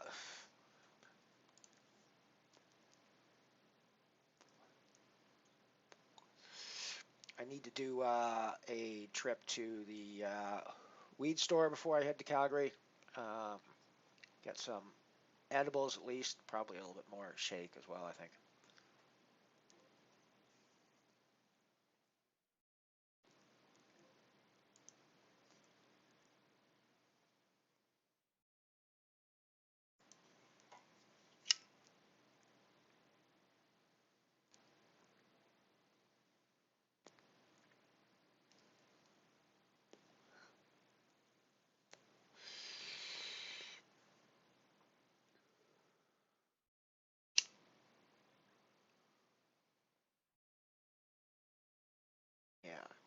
wasting a whole crap load of this, I think.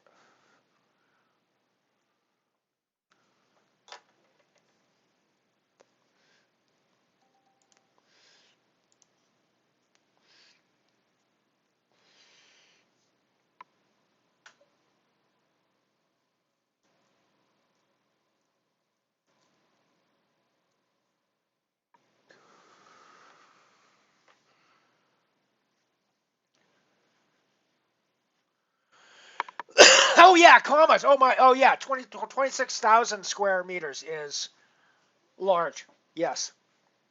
Yes, 26,000 square meters is. Okay, I don't have a conceptualization of how large 26,000 square meters is, but yeah, if I had realized it was 26,000 and not 26, I would have known it was massive in some form or another. Yeah, 380,000 square feet. That is a large facility.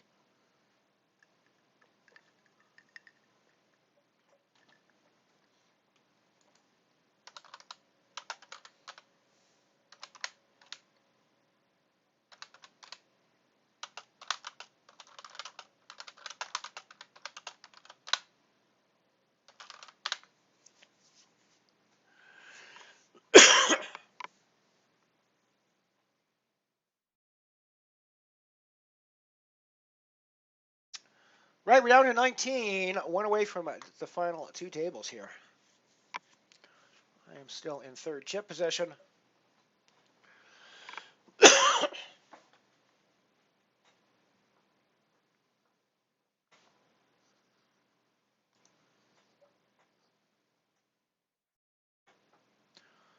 We are final two tables on the Ironman, everybody.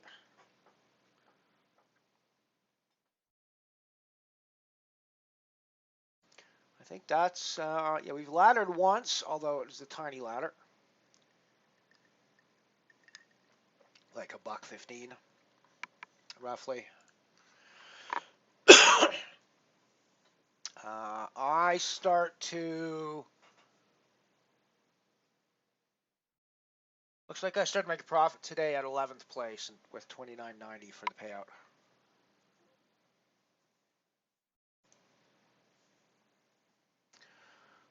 Meanwhile, the Stratosphere is down to 22 players remaining now. Main event has 12 left in it. I am 6 of 12 at the moment. 4 places paid.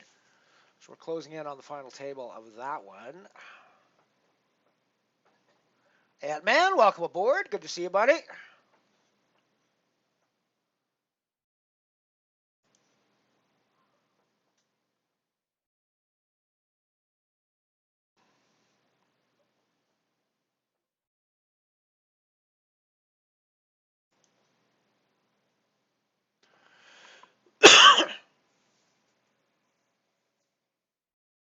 Yeah,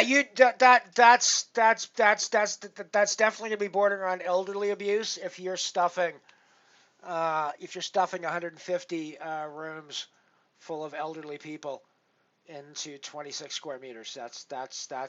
I'm pretty sure you're gonna have the authorities coming after you for elder abuse in that case, my friend. Not to mention the child abuse involved in the daycare and the nursery and the after school spaces, included in that 26 square meters, right? Yeah, that's gonna be problematic by any definition of public health and safety, I think.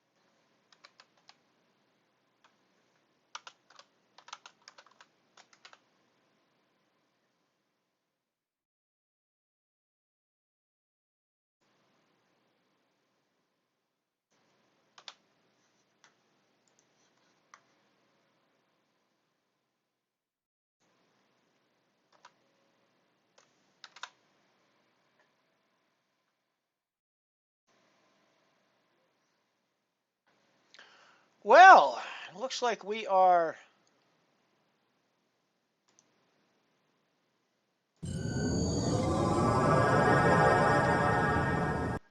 King 1122333. Welcome aboard.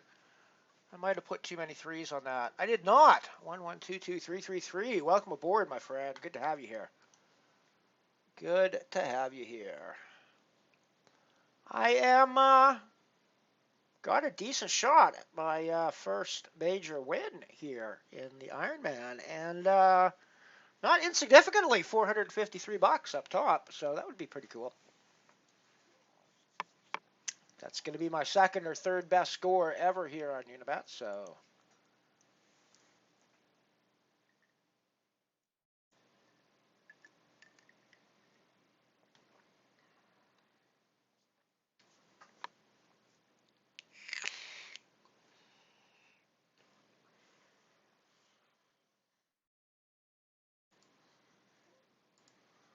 next ladder on this one is to 2686 at 15th place. So we're two away from that. As you can see, 2686 is not quite pay my bills for the day. So in order to guarantee ourselves a profit, we need to get as high as 11th for the jump to 2990.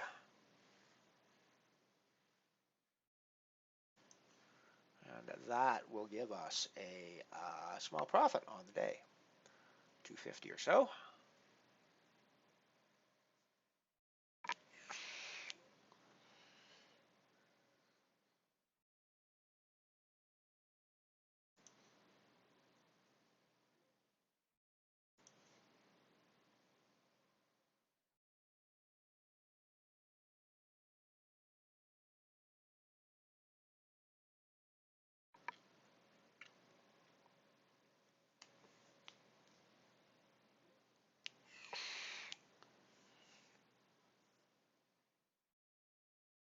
They are on the bubble to the final two tables in the stratosphere now, for 19 players left.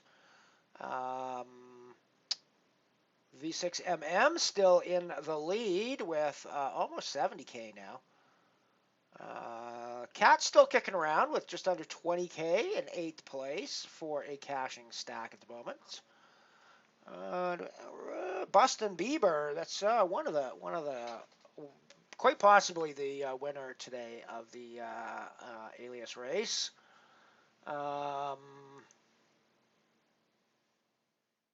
Still alive in the game.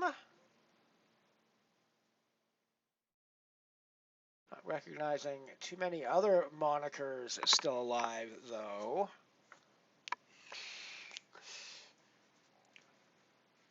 Hey, King, how you doing?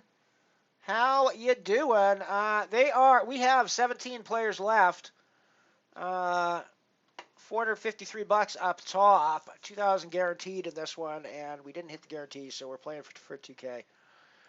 I am third in chips at the moment, so we have got a fucking shot, everybody. Never won one of these majors before. Never won a 10-euro tournament before either, so it'd be a couple of firsts for the Elster and the Mothership here today, despite not quite being our biggest cash of the day. Or biggest cash of our time here. But yeah, it would definitely be our first 10-euro win, and would definitely be our first major win if we could take it down.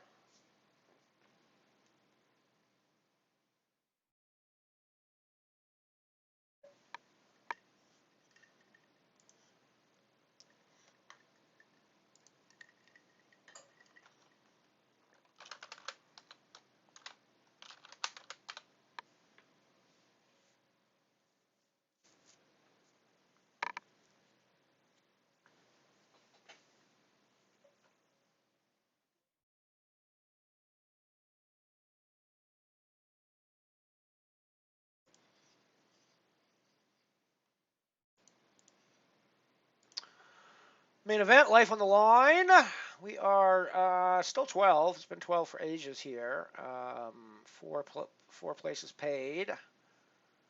Did not hit the. We never hit the guarantee in the main event, so I never really talk about that side of it because there's always overlay in this little home game that we have. Of course, the Stratosphere breaks guarantee on a regular basis. They are down to 18 players now, so we will be 2 final tables here pretty quick. There it is, final 2 tables of the Stratosphere now.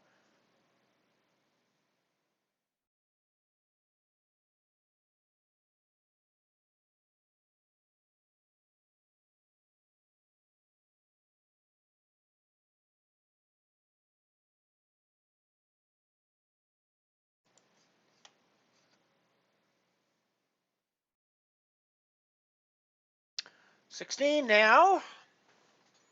We're 1 away from the next ladder, which, as I said, is not quite enough to put me into the cashing zone. Although it's roughly a break-even zone, I would say. We're going to be like 60 cents, 70 cents under our break-even point when we get the next jump. Oh, we're at the next jump. There we go. So 26.86. Our buy-ins for the day are 27.36. So I think we can call this a wash.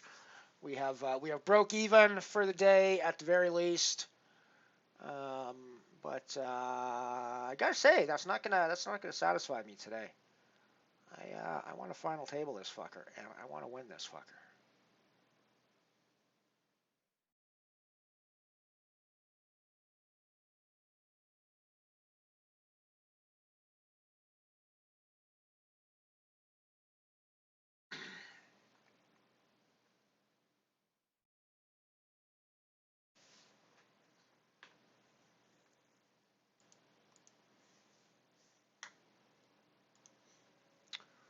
Punish the limpers. At least when I have a pair of 7s, I'm going to try to punish the limpers.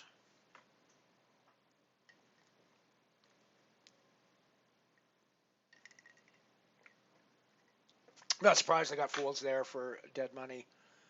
I've been virtually inactive for the last 15, 20 minutes, so I think everybody's just going to be assuming that I've got a run of cards here, and largely I'm going to take down a couple of hands without a lot of interference, I would guess. Holy shit, I'm chip leader all of a sudden. How the hell did that happen? The fuck did that happen? Holy shit. Holy shit, everybody. I am fucking chip leading the Ironman.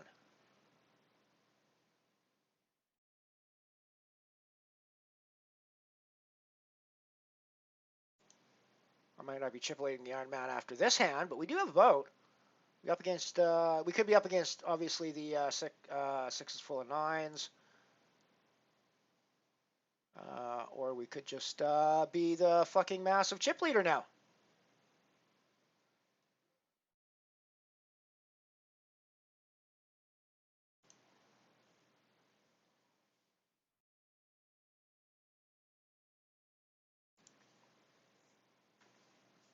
I think this is my favorite REM tune, to be honest, this Day Sleeper.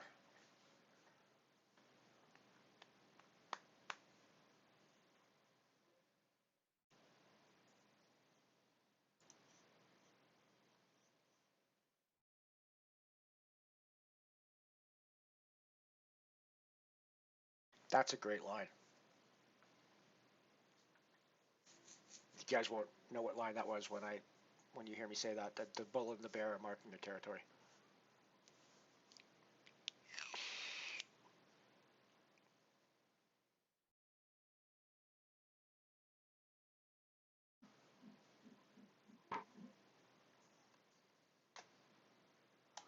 Oh, he's coming 7 in the main event. Betcoms just hit quad 7s to take a pot down in the main event and stay alive for the double. We're down to 10 players left in that one, so we're on the final table bubble. I am 9 of 10 at the moment. However, we're going to keep the focus here on the Ironman because we got some big money up for grabs. potentially here in this game. And we're fucking chip leading the game now by some fucking ironic twist of fate that I'm not quite sure how it's happening. But happy to be here regardless, and happy to have a shot at final tabling and winning this game for $450.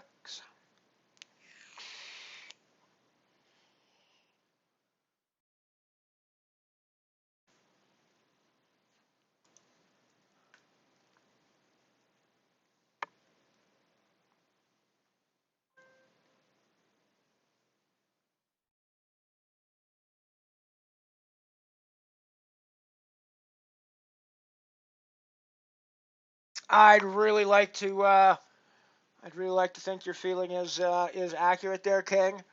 I'm not saying I feel like it's inaccurate, um,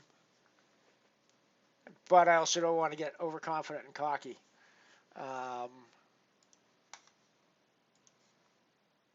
We need to keep our wits about us, and we need to keep playing poker. But yeah, I'm liking my shot at this. I am liking my shot at this now.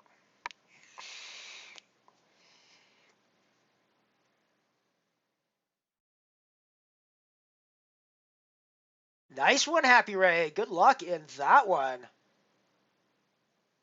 Good luck in that one. Iron Ellie. Ooh, Iron Ellie. Ooh, I like that. Holy fuck. Iron Ellie. Ooh. Ooh, I like that. I like that. I mean, I'm about as far from iron as you could possibly get, I think, in reality. But I still like it. I'm more like dough than iron, I think, in the real world.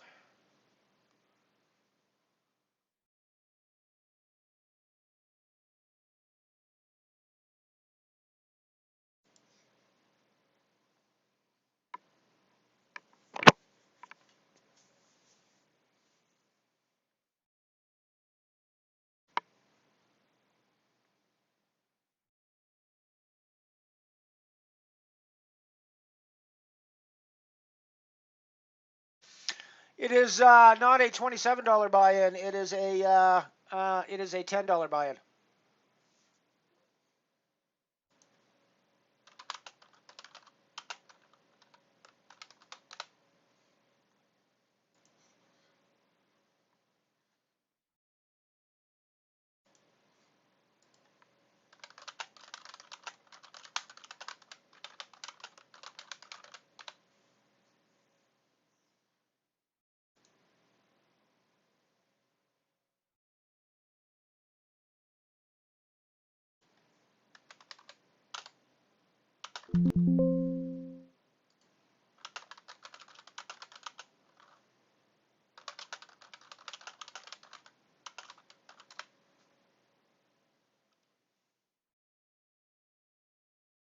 No, I'm pretty exclusively playing on Unibet at 888 now. Not for any sponsorship reasons or anything like that. I just find the games are what's best for me. I haven't been over to PokerStars. I used to play in PokerStars quite a bit. Haven't been over there for a while.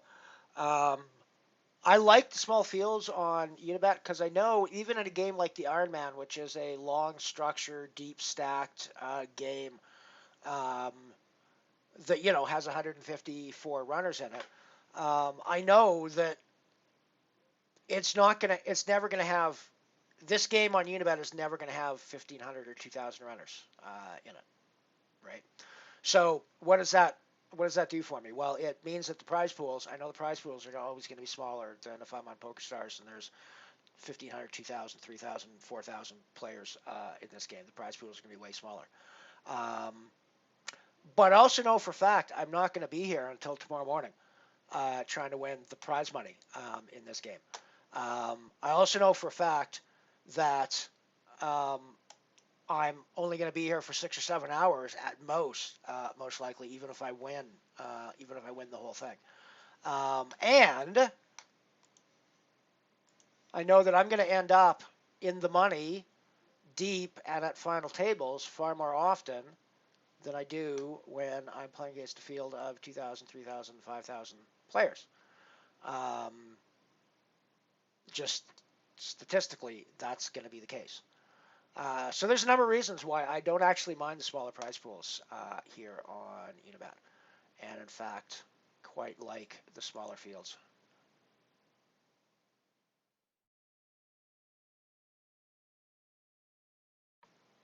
Like, I think the fields are,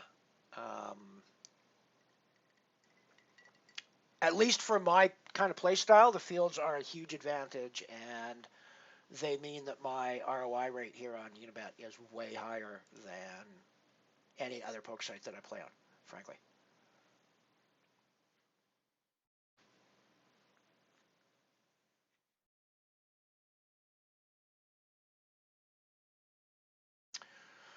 Oh, I guess I'm just going to YOLO it here.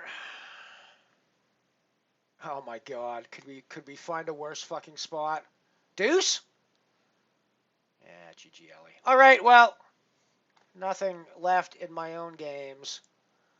But, I don't actually mind that a huge amount. I don't know. This table's probably going to close. I'm probably going to have to open the new table, but we'll see.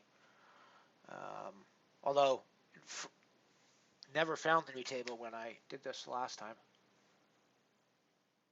I don't think it's, yeah, it doesn't look like the watch the table feature is working. Oh, there we go. I guess it is. All right. Final table of the main event, not including yours truly. However, yours truly is chip leading the Ironman. 1 of 12 remaining at the moment with $450 up top.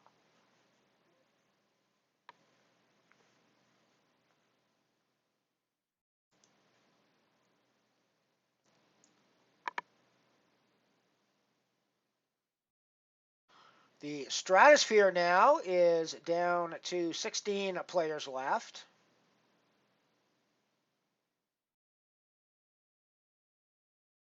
And pretty short stacked at the moment.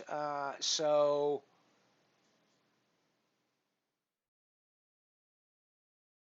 I don't think it's going to go too long.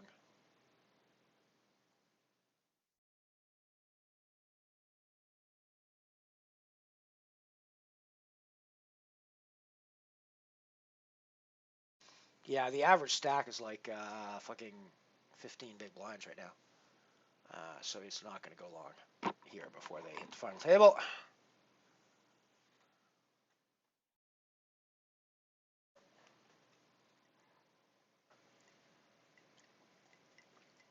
$10? Are you kidding me? I remember this is, God, it's probably close to 10 years ago now. Shit, 8 at least. I final tabled Big 220 on Stars ages ago. So that was, at that time, the Big 220 was starting at 11 a.m. my time. So I jumped in to the Big 220, $2.20. And it is like 6:30 a.m. the following morning, and there's still like 32 players or something left in the game. And my money at that point is up to like $18 or some shit like that, right? Um, I'm a poker player. I can't give up no matter how fucking exhausted I am, or no matter like I have to play the poker. Doesn't matter. It's not really about the money for me. It's about winning at the poker. So I'm still going with that. I ended up fucking final tabling the thing at probably close to 8 a.m. So I've been at it for 21 hours at that point. And I got ninth for like $38, right? And I was like, are you kidding me? I've just spent 21 hours of my life for. So if I'm gonna win $38 in something, I don't want it to take 21 fucking hours of my life, right? I want it to take 3 or 4 or 5 hours, and I'm happy with that, right? I'm happy to spend 3 or 4 or 5 hours of my life winning, winning 30 or 40 or 50 or $400 or whatever. But yeah, I mean, even at $450, if I'm spending 24 hours or 20 hours to win that, I mean, yeah, it's not that great of a it's not that fucking great of a prize, right? So I don't know.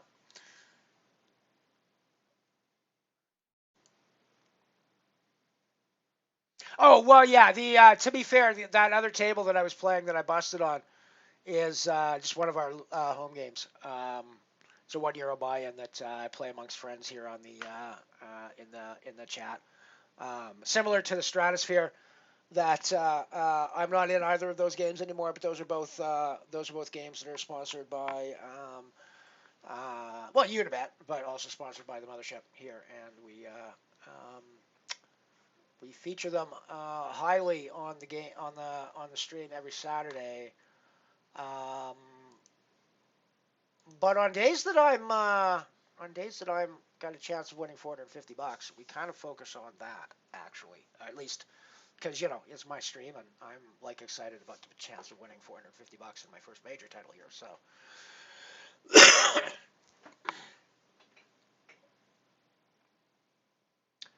GL FT main shopper. I am going to step out on a limb, and I'm going to guess that you are our friend Bustin Bieber today. Is that the case? If so, well done. You've already won the alias game, whether or not you win the main event.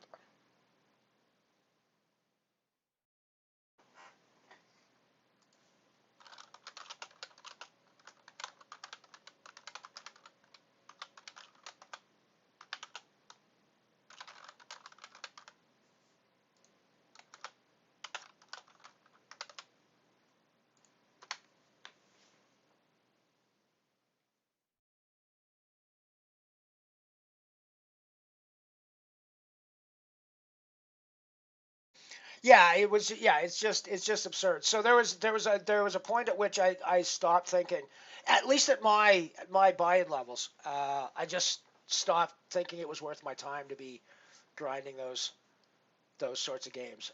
And when I found Unibet and I saw the field sizes and I saw how long the games generally last, I'm like, fuck, I love this shit. And as I say, I personally think I find deep runs more often, and therefore my ROI is actually higher than it would be on a site like Stars, where I'm having to battle with 4,999 other players for something like this.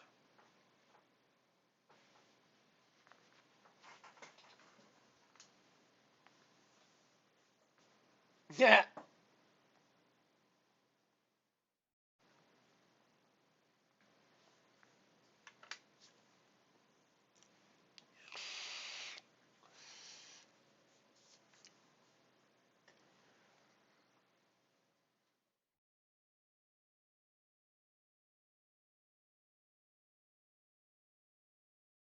Yeah, exactly. It's like a buck an hour. I'm like fucking I may as well be doing nothing at that stage, right? It's really And yes, I enjoy poker.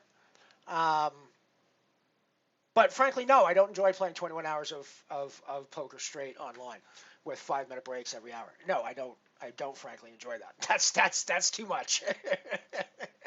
That is way too much poker. So yeah. I mean, yes, you are correct, Ant-Man. However, that enjoyment has a steep cliff that starts to drop off after the 13th, 14th, 15th hour of the game. Honestly.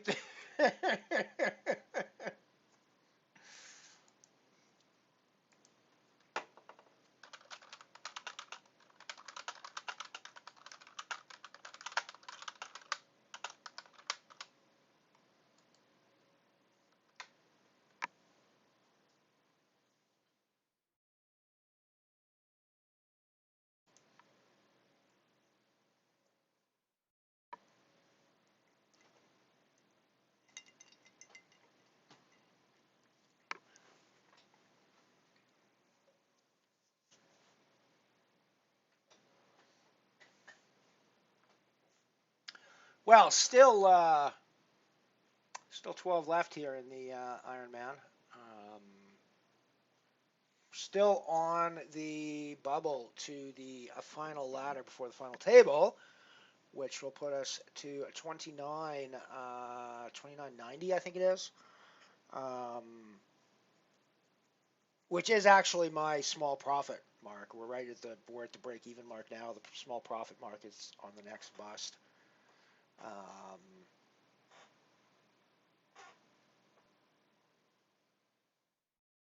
At the moment, I have dropped to third, but still very comfortable stack size and very comfortable with where I am. Again, I do think of poker tournaments in stages. I know I can never win this game if I don't make the final table, so we want to play in such a way that we're maximizing our chances to make the final table in order to maximize our chances to win. Because again, can't win if I don't make the final table.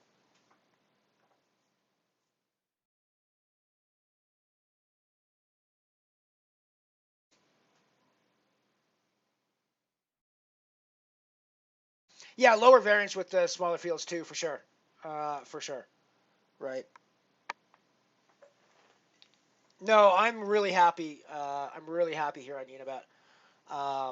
It was back in the day when I started, like in 2018. It was an excellent place for somebody with micro bankroll to. Like I ran my bankroll up from zero. I started playing free rolls here on Unibet, and I was able to build a bankroll literally from zero. I've never deposited money on Unibet. I've only withdrawn. Um, that's not the case as much anymore. The micro stakes ecosystem is a lot worse than it was back in my day when I started. But I still think the low and the mid stakes ecosystem here is fucking amazing for value. Um, I think the value is still good down in the lower stakes. It's just there's not nearly as many games. Like it used to be, you could play, like when I started, there was actually 5 cent, 5 cent, 10 cent, 25 cent tournaments that you could get into, which was why I was able to free roll basically from pennies, and it was amazing. Um,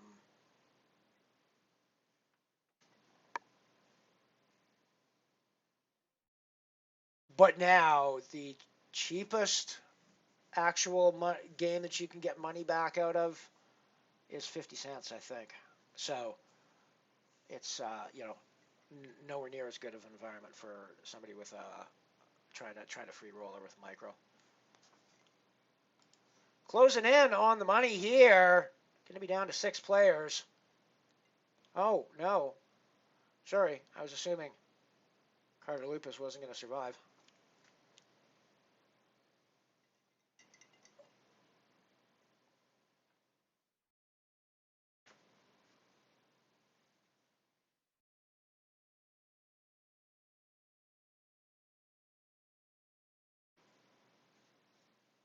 Yeah, nice one, man. That's always fun. Until it comes deuce 7 on the flop, and then you're just like,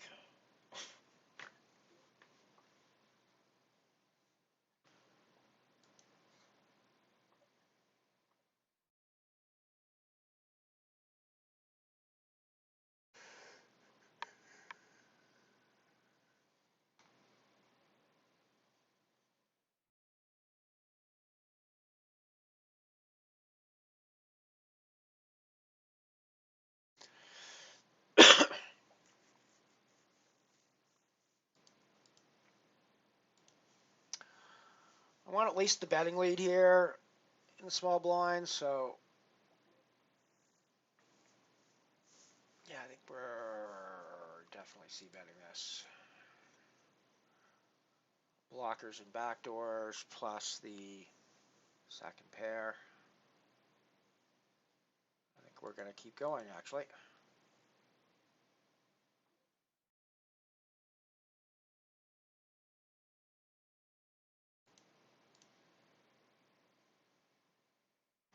Spade draw, or straight draw, one of the two.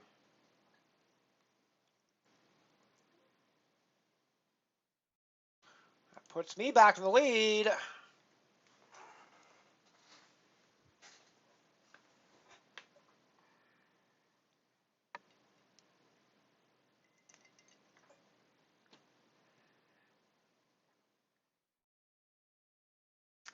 Break time coming up soon.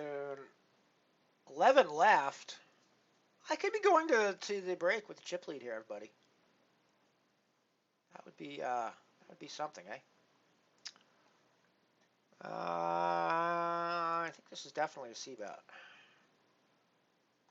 I don't have any of the blockers here, so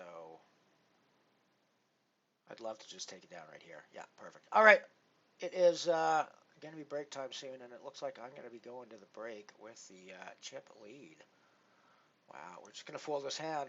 All right, well, whew, I need to go decompress here for a second. I am fucking the chip leader going into the 11 ways in the Ironman. Holy fuck. All right, I'll be back in a minute, guys. We'll be back soon.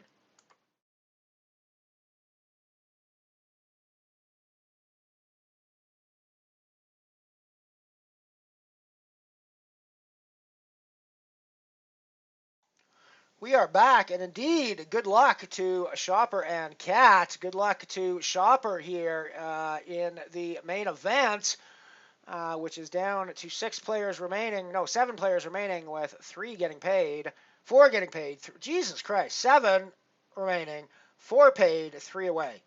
Those are the correct numbers.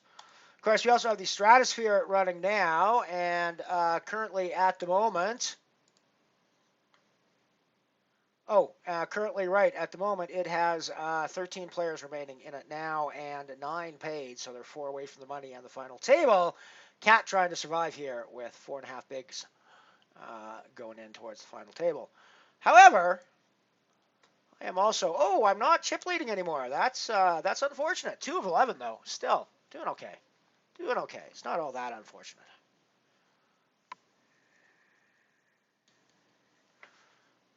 Is just a bit big. Right, I have a granola bar I'm going to munch out on. But I actually have some new beer I'm going to be trying later tonight. I'm normally very boring with my beer in that I buy the same brand pretty much all the time because I know I like it, which is our local brew pub here at Medicine Hat Brewing Co. We have a couple of brew pubs here in Medicine Hat. We actually have way more brew pubs than we have, in theory, a population this is saying, I would think. There's like 3 of them at least in a city of 60,000 people.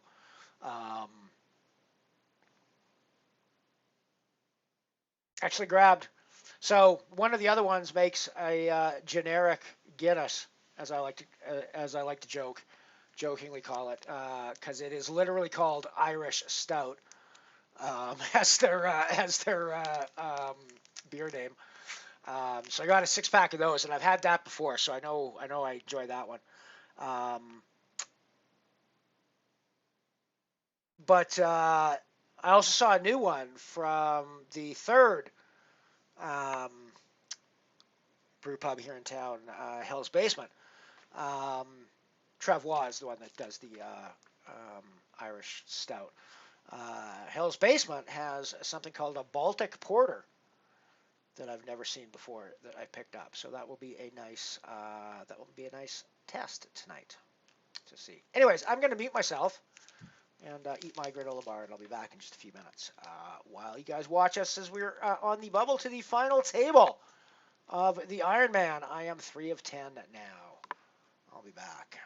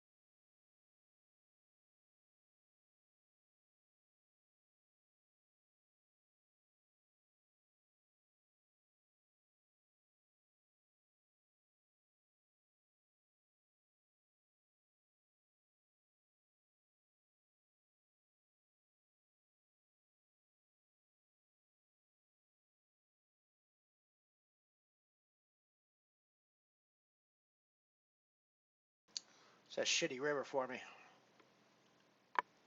Counterfeits me and means to the king. Any king beats me now.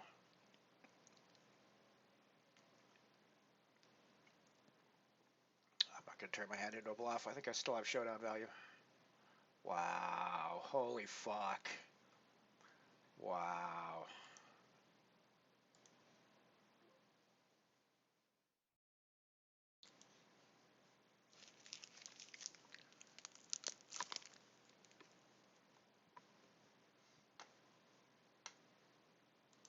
Down to 6 here, 2 for the money in the main. I'm going to mute myself again. I'll be back.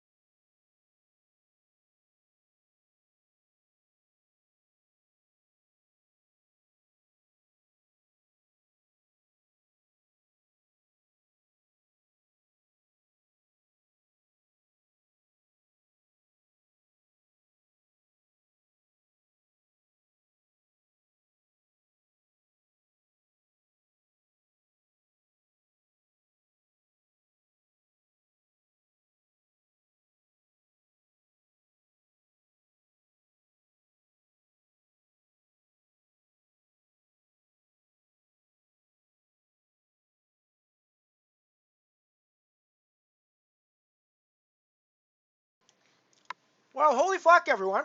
We're at the final table of the Ironman. With a real good chance of going even deeper.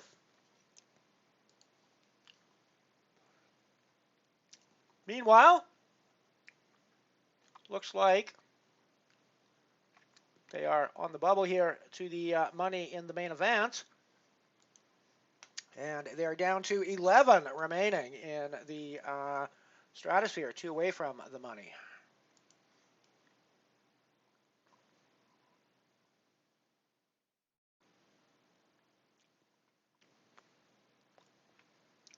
This could be it. Could be it. It is indeed it. They're in the money. Shopper with the slide into the money. And Betscoms too. Betscoms is the one that took me out, so good on them for...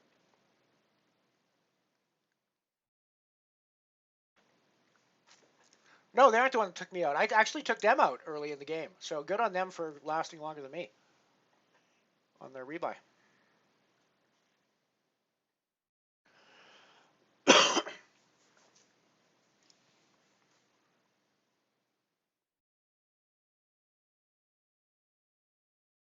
However, I've just laddered to 51 bucks here on the Ironman final table with 8 players remaining, and things are going quite well for the Ulster. Things are moving along swiftly here on the main event as well, with money going in the middle now that everybody's got a payday guaranteed.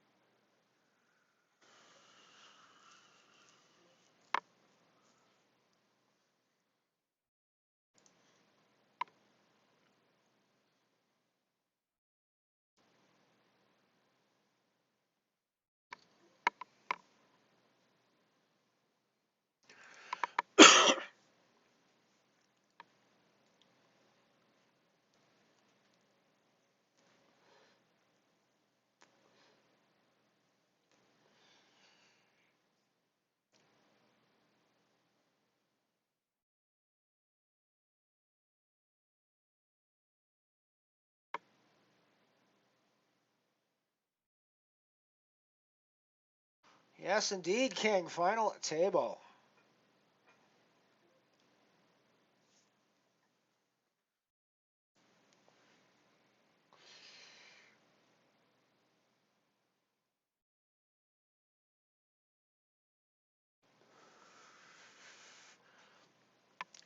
Guaranteed $51 now. Was 38. It's 38 at the final table. Now that we're down to 8, it's 51.46 guaranteed. Just for reference on the Unibet client, if you look down the bottom left-hand corner, you'll actually see the little information panel that gives you all the details, and it takes a little while to figure out where everything is, but it's like shows that I'm 3 of 8 with 145 total entries. 43 minutes left till the break. It shows what the next level is going to be. Down at the bottom, it shows the prizes with the or with the current guarantee on the right and the top prize on the left.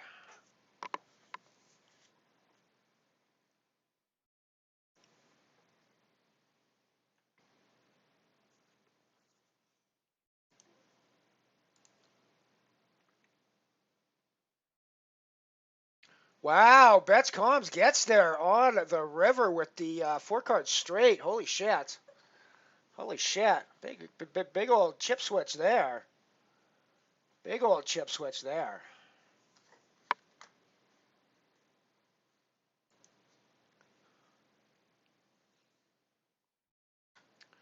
The Stratosphere seems stalled at 11 players.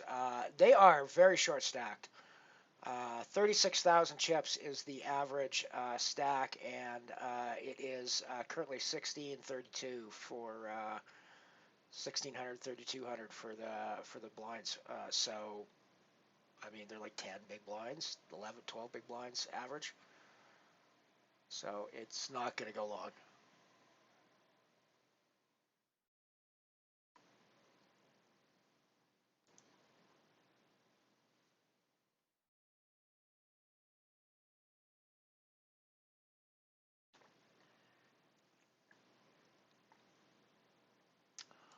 I am still 3 of 8 here in the Ironman with, I think, a really good shot of winning my first major here.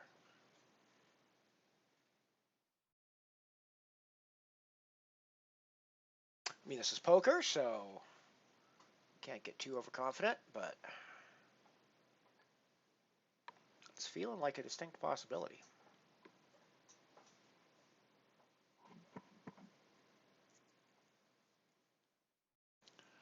And I was near felted in this game earlier, if you recall.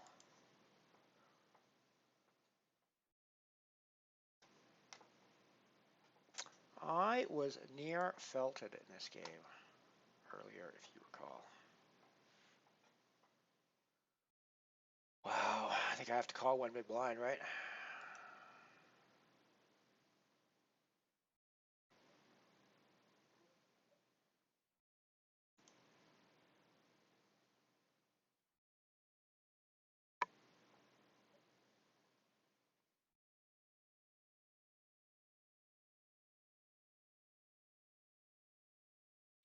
This will be a 4-bet shove. And G. Ellie not running into the aces.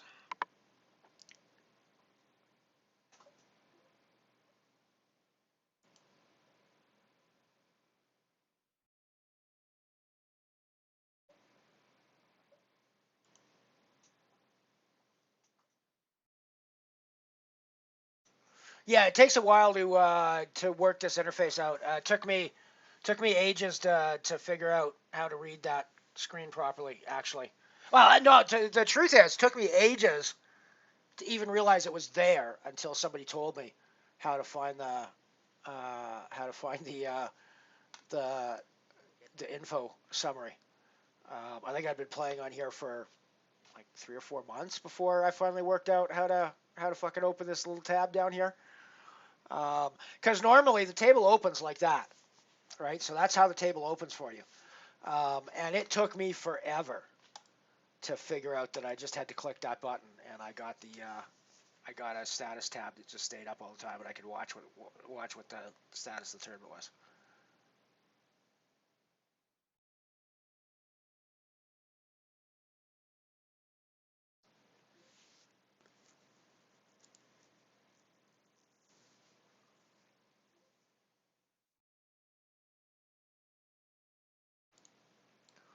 I have to think there's not a lot of aces out there if it was all limpy pre-flop, but that's not a guarantee, obviously. Our king high is probably good at showdown a lot.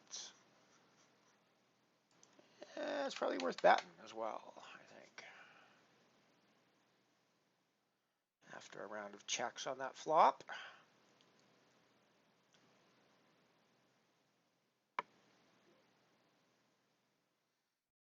Aces and sevens with a king. I think I'm going to be good here a lot. Do I bluff, though? I don't think so. I think we check call.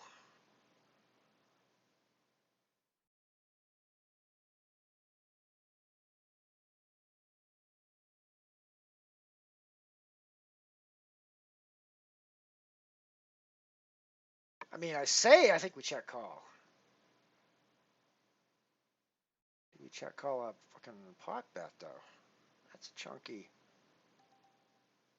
bit of chips. Of course, it's the kind of chunky chip bet that someone's going to put in if they're bluffing as well, right? It's also a nice little value chunk as well. Wow, you get value from me this time. Did not expect to see an ace.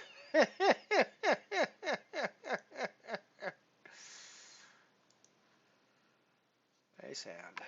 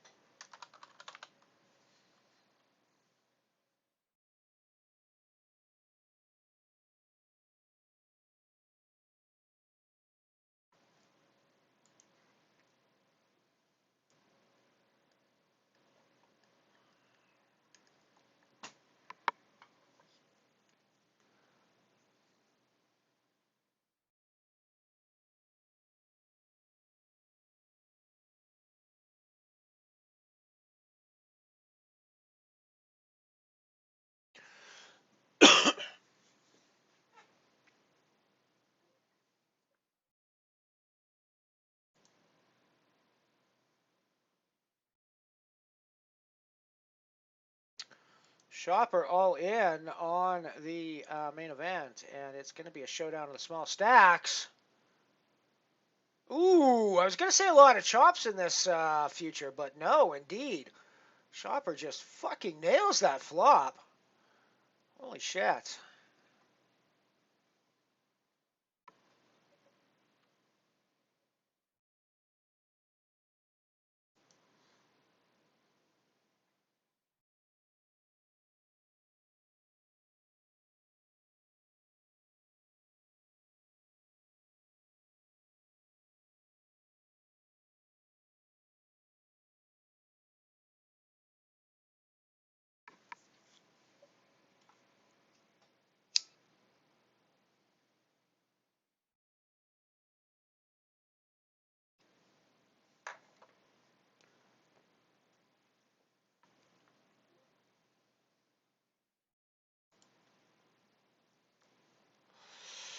Yeah, just watching this King Jack hand again. I honestly wasn't expecting to see an ace. I expected to see 7 if I was gonna lose the hand.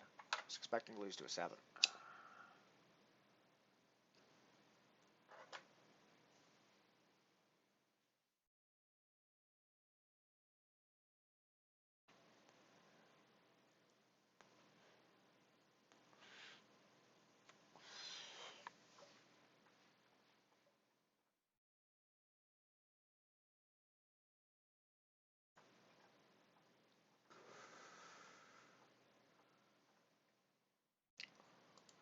Down to 10 remaining in the stratosphere now.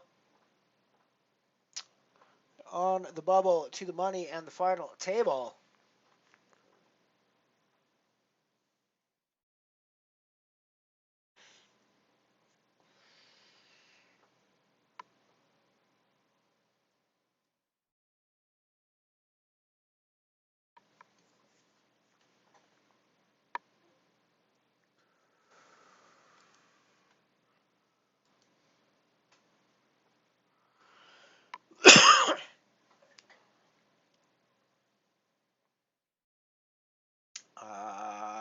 yes, I think I will snap call you. Yeesh.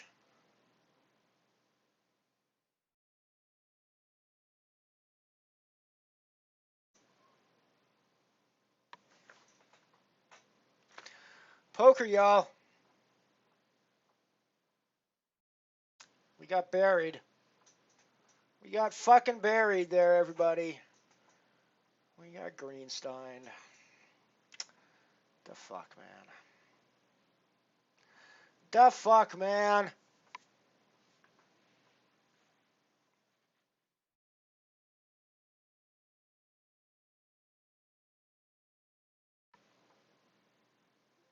YOLO time with the ace-3, everybody. YOLO time. Come on. Just deuce 4-5 on the flop. That'd be awesome, right? Ah, club. That's good. That's cool. Yeah, G fucking G LA. G fucking G LA. 51-46 for 8th place. Still happy. I mean, it's, obviously I would rather have won the fucking thing, but and I'd rather, my queens hold there at the end, but I can't. I can't complain too much about $51 in my bank account, right. So GGLA. GGLA. So I'm not playing nothing no more. We're just gonna watch the end game of the main event and the Stratosphere. Which Stratosphere is still on the bubble. It's quite absurd, actually. It's been on the bubble for fucking ever.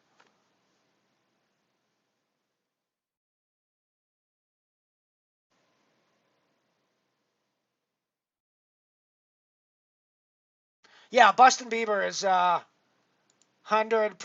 the winner of the of tonight's Avatar race, Alias race. Oh, geez. GG Bustin' Bieber, though, 897 for 3rd place. Global Guff, 513 for 4th place tonight. And we're down to heads up. Meanwhile, we're not even in the money in the Stratosphere. This is unusual. Usually these two games play down at roughly the same speed. And that's not happening this time around. We are still on the fucking money bubble and final table bubble here on the Stratosphere tonight.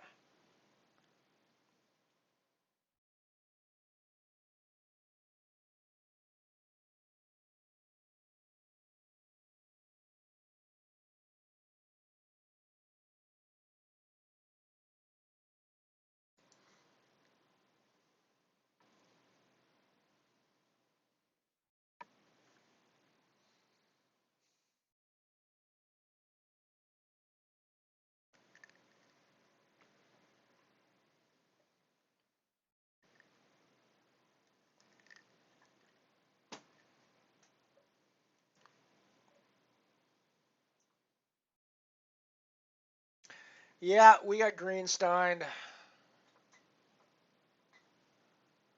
Betscoms. Well done on your second bullet, taking it down in the main event, everybody. Missed the final hand, of course, but Carter Lupus takes second for 1410. Betscoms takes first for 2180. Bustin' Bieber in third, of course, our good friend Night Shopper, 897. And 4th place goes to GLILIILGF, 513 for 4th place. And nothing personal, but as a poker reporter and the streamer, I fucking hate you for your name. That is not true. I don't hate you. Congratulations to Betscoms, though. And congratulations to Bustin' Bieber for the 3rd place finish in the main event, but the 1st place finish in the Alias game today.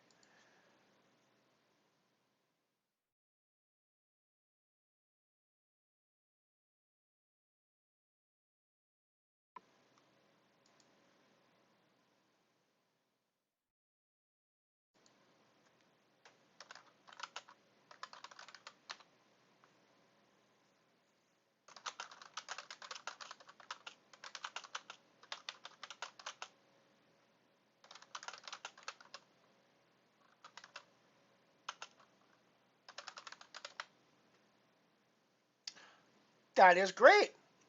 I'm gonna finish the. We're gonna play down. Oh, we're finally in the final table of the money in the stratosphere. So, um, I'm gonna finish this stratosphere game down, and then we will close up for the day.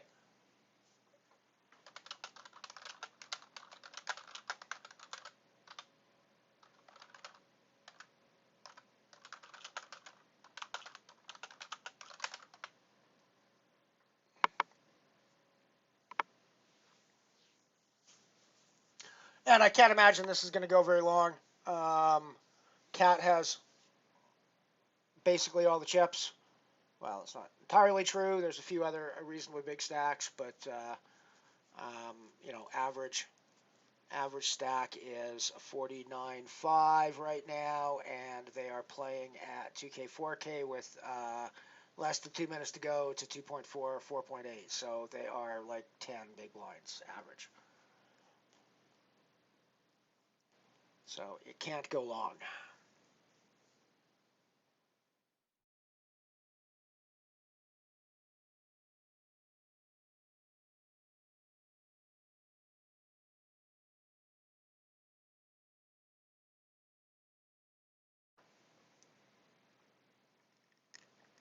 Indeed, the Catosphere. Oh, I like that. I like that. Take it down, Cat. $91 up top. $91 for the Cat. That'd be pretty cool. That'd be cool. Nice reward for my first officer. Main vermin catcher, the Cat.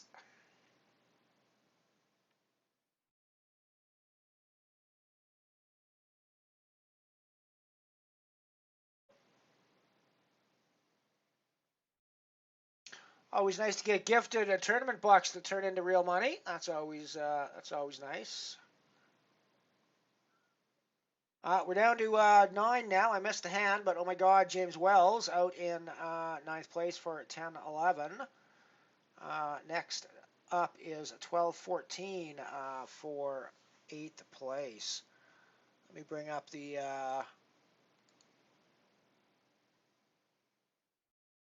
lobby. There you guys can see the payouts over there on the right-hand side of the lobby. So 12-14 next, 91.02 up top.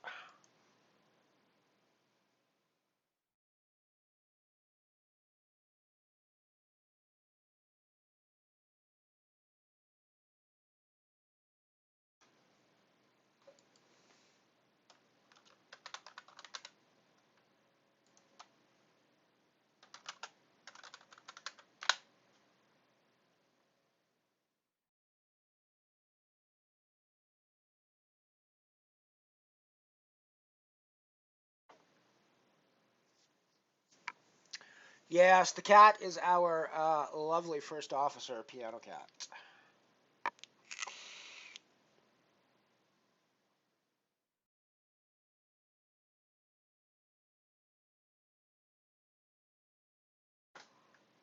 It's very confusing. Uh, what's even more confusing, King, is that Unibet allows you to change your username.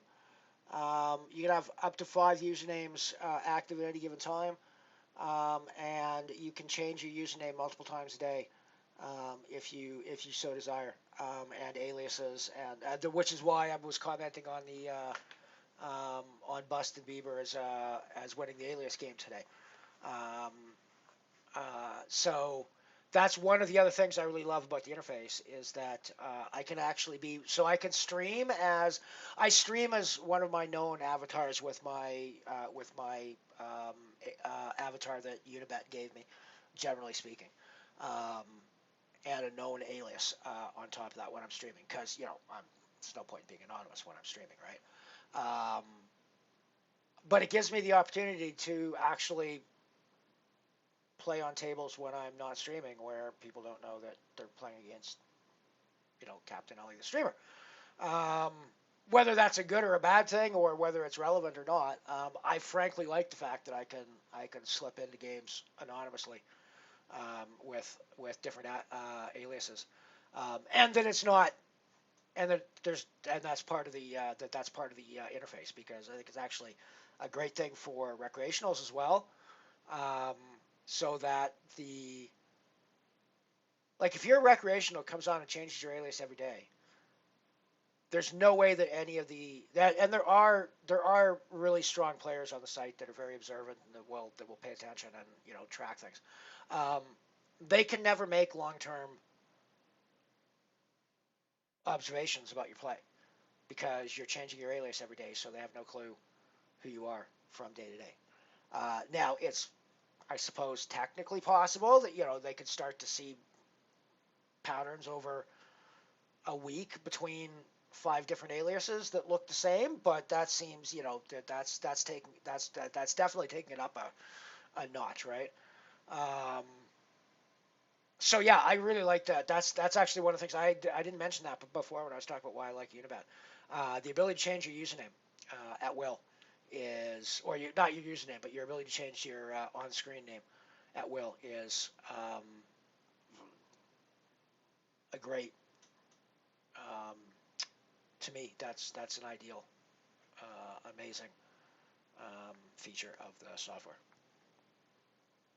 that I like a lot.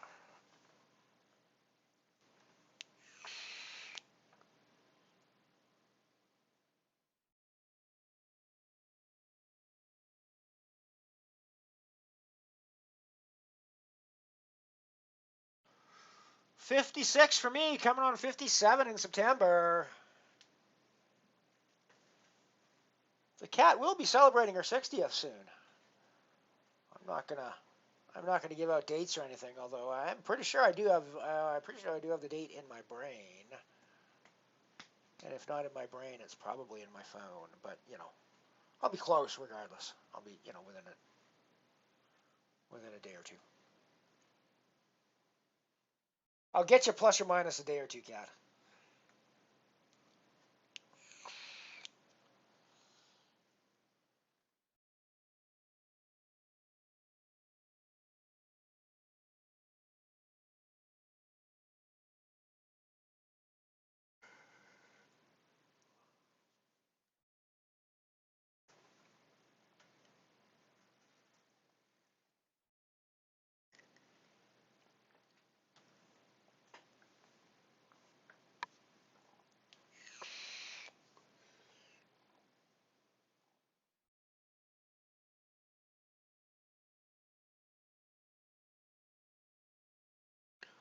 Average stack is not even 11 big blinds now.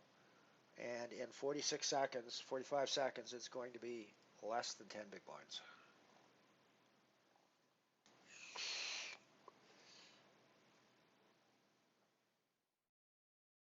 Assuming nothing changes between now and then. So, I can't imagine this game. Like, I'm sure we're not gonna come back after the next break. I'm sure we're gonna be done by the break. I shouldn't say that. I'm probably jinxing it, but they'll be playing with 10 big blinds total on the table, heads up, for an hour.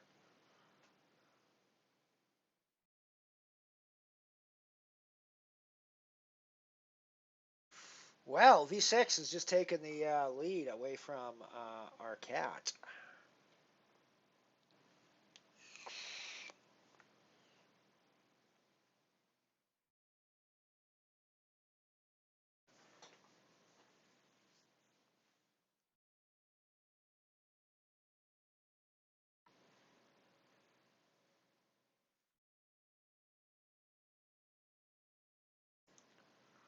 Here's a look at the current prizes. Again.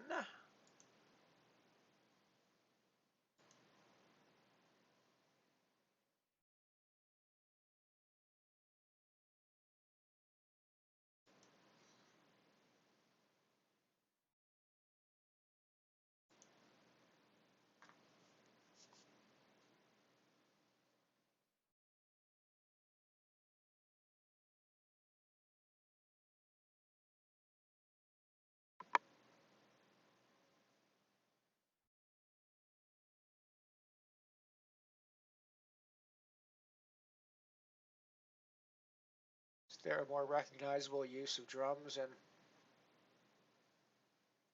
music?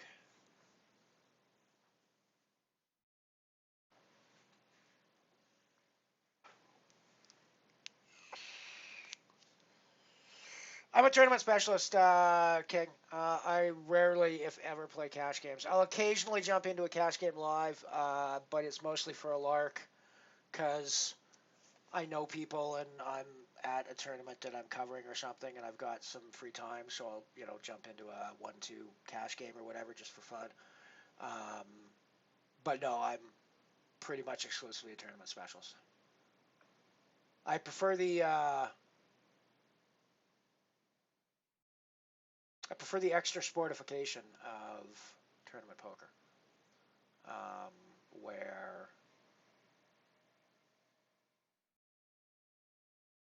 there's more to think about than just the current hand that you're playing. Um, so that's keeps me more engaged. I find one of the reasons I don't play cash is when I have played cash in the past, I find it really easy for me to check out, if you know what I mean, where I just go into autopilot after a couple of hours of play because everything's, it's all very similar. Um, and that's always bad for the bankroll, right? So I just avoid the situations at this point. And I know I can keep myself more engaged in a tournament setting because I'm always thinking about stack sizes and relative stack sizes of the table compared to the rest of the tournament. What the average stack is for how long we're gonna go. I'm always thinking about all those things. So yeah, while I was yakking about that, of course, we had M2W going out in 8th place for 12-14. So we're down to 7, and it is still barely 10 bigs average stack, even with 7 remaining. So it's basically between Cat and V6, right? Those are the two. Jumpa's kind of hanging around there as well, but there's like 4 stacks that are under 5, right? Or 4, 5, I guess 5.6 for Cayman, but yeah, it's pretty crazy.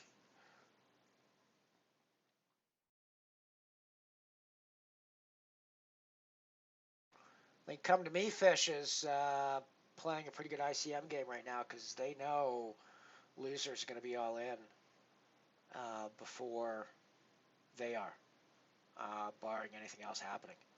So it would be a $3 ladder basically for them.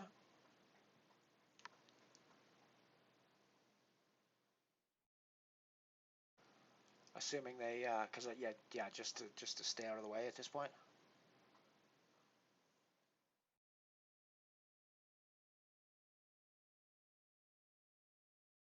All right, Shopper, good to see you again, my friend. I'll be back on Monday once again. That'll be the final day before I head off to Calgary for a couple of weeks. But yeah, come back and check us out on Monday, and have a good Saturday night. Until then, my friend, we'll see you then. And yeah, I'm rooting for you too, Kat. I am definitely rooting for you to take the big money down tonight.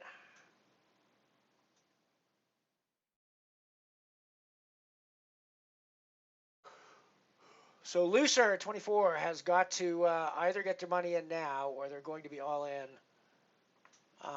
If not in the big blind, which I think they will be with antes included.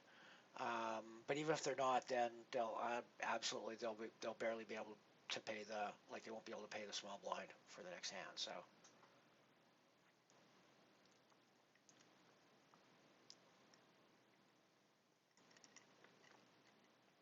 Cat has to fold almost any 2 here.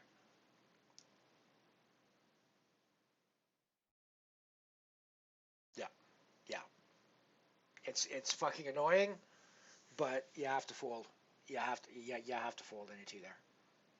Like, I mean, maybe aces, but even aces, I'm just like, fuck my life here. Am I really just gonna get sucked out on and bust before these 2 small? Like, I can totally see myself folding aces for ICM purposes there, waiting for one of the short stacks to bust and me to just ladder. Um, you know, I I honestly don't think that's true. I don't think I fold ace, but I fucking grumble like shit. Wow, and Looser just wakes up with, oh my god, Just wakes up with the ace jack and just gets crunched on. Right. Well, that is 6 remaining now, and laddered to 18-20.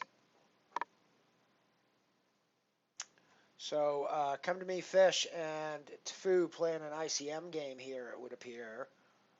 Because come to me, Fish is going to be all in next hand.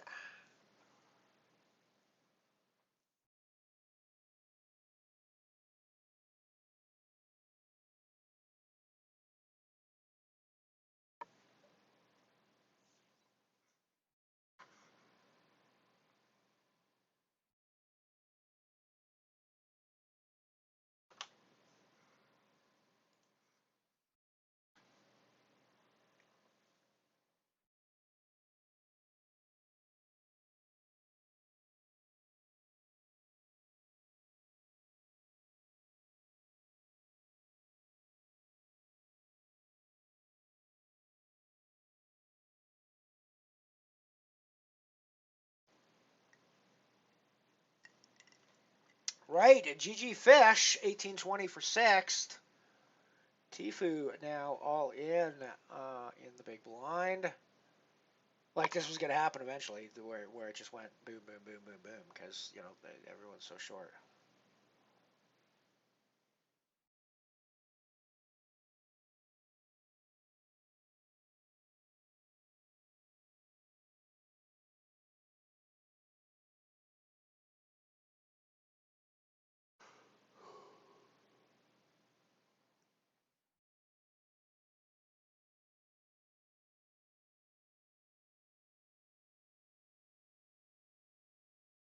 Wow.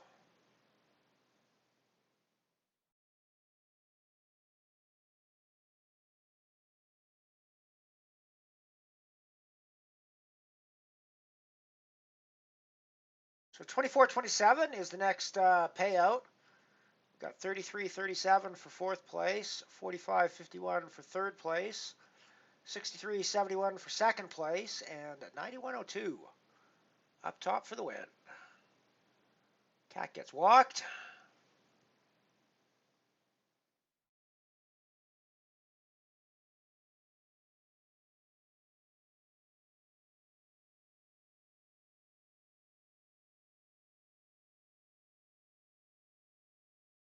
Nice one, King. Yeah, I mean, one of the things you sort of have to recognize, like I've got, over the long term, 4 years of play here on Unibet, I've got a 30% ROI um, with 4,500 in profit, which at my stakes, which has been roughly average stack or average buy-in of like 250, I think, is what it works out to be. So €2, 50 cents average buy-in, 4,500 euros profit over 4 years.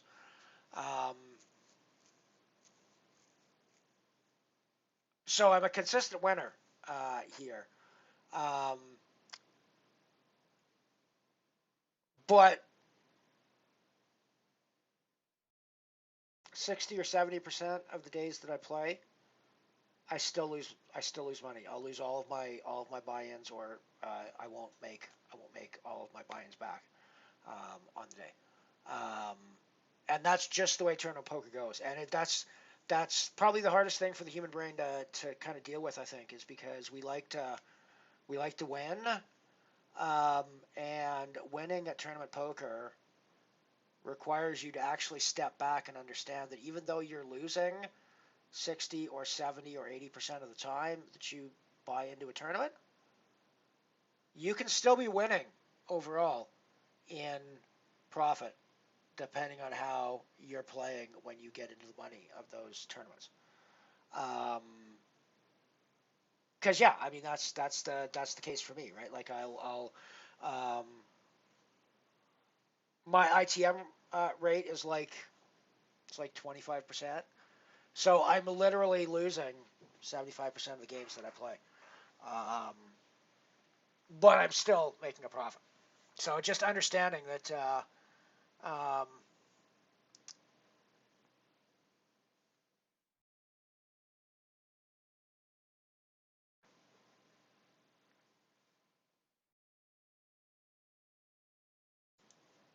Yeah, unfortunately, King, you caught me literally just as I'm going away for 2 weeks to cover a live tournament in Calgary. I'm a poker writer and live tournament reporter as well as my day job.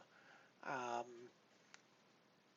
and I'm off to Calgary to cover WSOP circuit event in Calgary at the Deerfoot Inn and Casino next week, and I'll be gone for 2 weeks. But then I'll be back after that and be streaming again. And my general schedule is Mondays, Wednesdays, and Saturdays. Um, and this Stratosphere tournament that we're watching the end of now, by the way, GG Tfue 24-27 for fifth place. The Stratosphere tournament that we're watching the end of now runs every Saturday. And Mondays and Wednesdays we have qualifier games where you can win the €5 ticket for this for like 10 cents. Well, a penny in the set roll games. If you want to deal with the variance of set roll games. But then I have launchpad games that are much more um,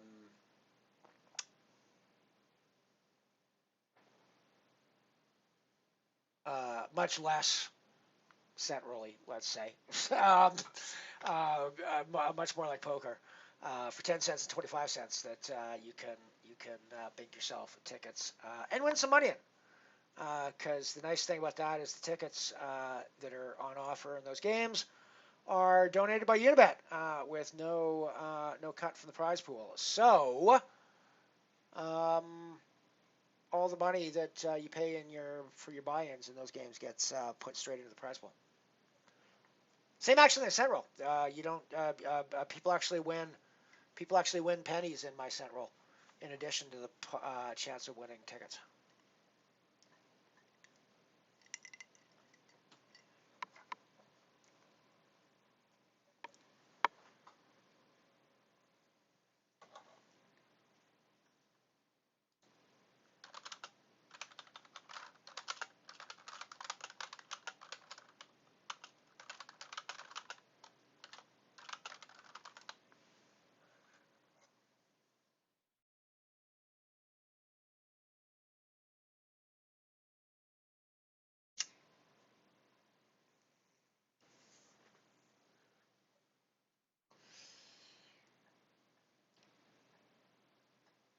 Right, we're down to 3 now. GG Jumpa,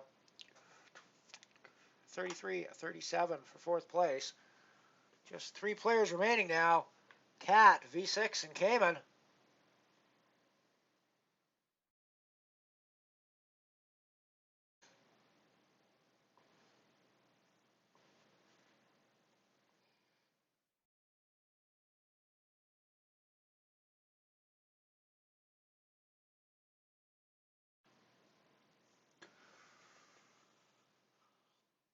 Well, I said I didn't think we were going to come back from the break, but it does look like this might last past the break. Might not too. I mean, it could easily be done before the break too. Average stack of 132 at the moment. 132K, 7.2 K is the big blind, so it is less than 20 now for the final 3. Should go still relatively quickly, I would think. Thank you, thank you, thank you. Yes, it should be a lot of fun. Those tournaments are. It is. Yeah. They're. That one is this tournament specifically is a boatload of work. The tournaments run basically from 11 a.m. until minimum of 1 or 2 a.m., but usually 3 or 4 a.m. Now I don't always or often come in right at the beginning of the 11 a.m. tournaments because I know I'm going to be there late to cover final tables.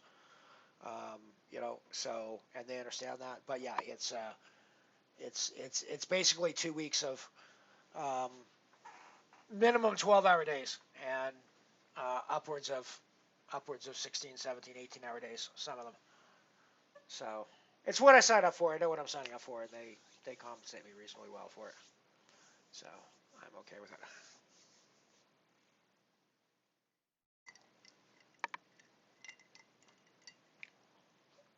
Indeed, Mondays, Wednesdays, and Saturdays, depends. That was my normal. It's my normal schedule.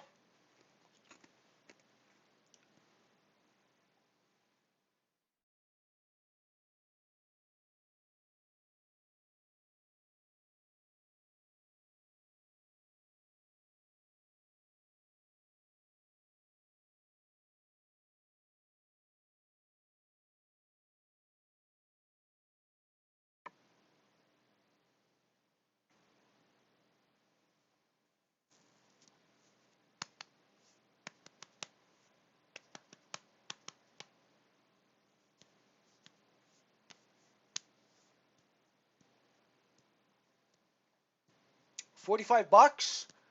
45.51 is the next payout. 63.71 and 91.02. That's what's left to be decided here. It does indeed look like we're going to go to the break. So I am going to come back and we'll finish this down. It's not going to go very long after the break for sure.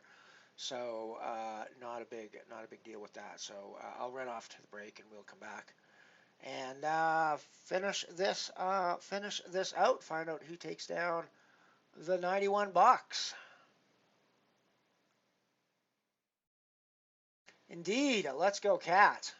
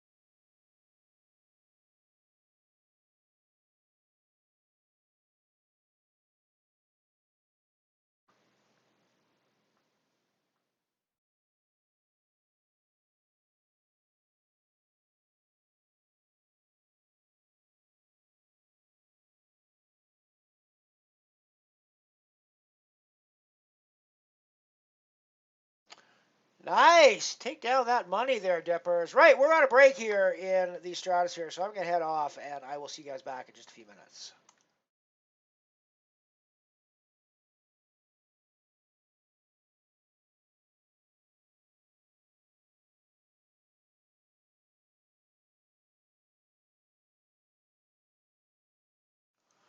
And we're back. 8 seconds until we're three ways here in the Stratosphere. It's not going to last very long. Short stacked. V6 has all the chips right now. Cat and Cayman battling for second at the moment, but anything can change. Poker is a crazy game. That's probably a pretty good strategy by V6 at the moment. Put pressure on both of the other stacks. Get it over with quickly.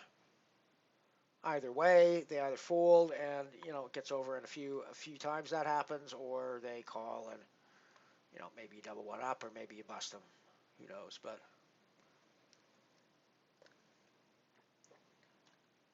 I was gonna say gonna chop a lot here, but no, not gonna chop. Oh yeah, they are gonna chop a lot here. They are gonna chop a lot here. After that flop, it does not look like they're gonna chop a lot, but sure enough. Sure enough, that was a Sir Chop-A-Lot flop. Nice, nice run there, Cat. Nice run out.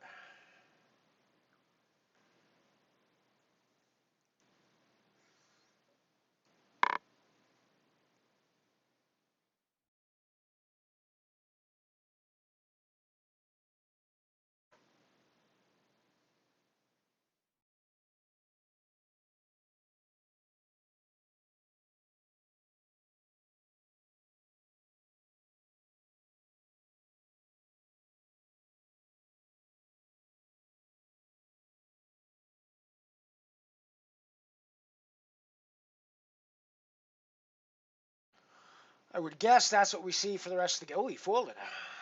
It's got to fold some hands, I guess. I would guess a lot of chips go in the middle from V6.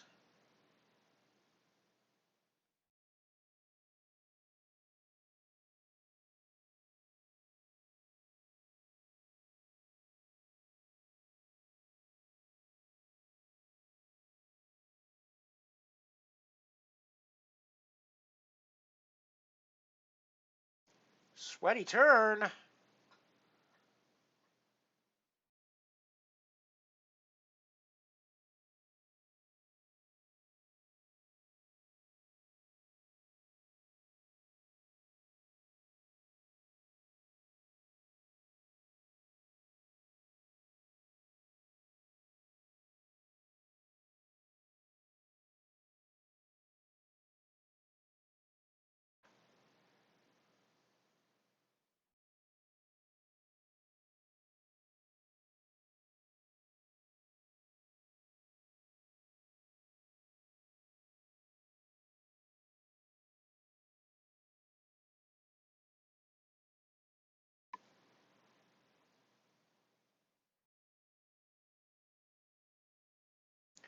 GL Cat all in.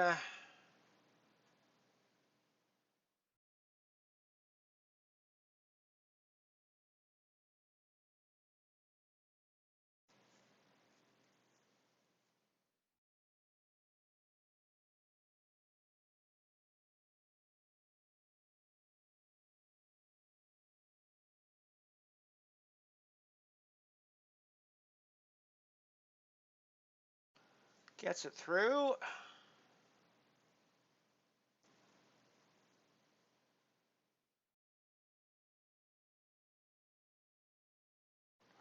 And again, money is in the middle for the cat. Takes it down. Takes over second place once again.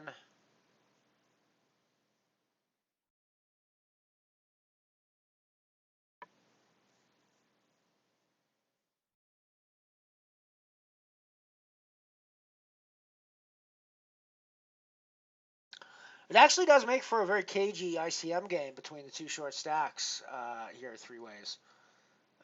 Because there's almost $20 between second and third. So, it's not nothing.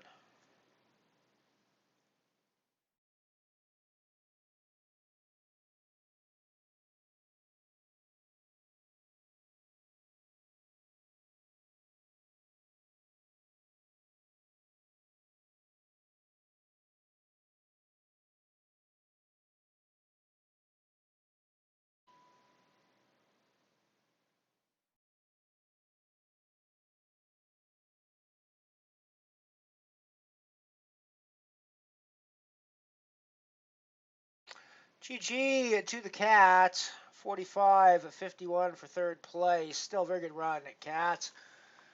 Not bad. $50 for a Saturday's work almost. And here we go. And it is all over, just like that, with the straight on the end. V6MM it takes it down for 91.02. Cayman 2, 63.71 for second place.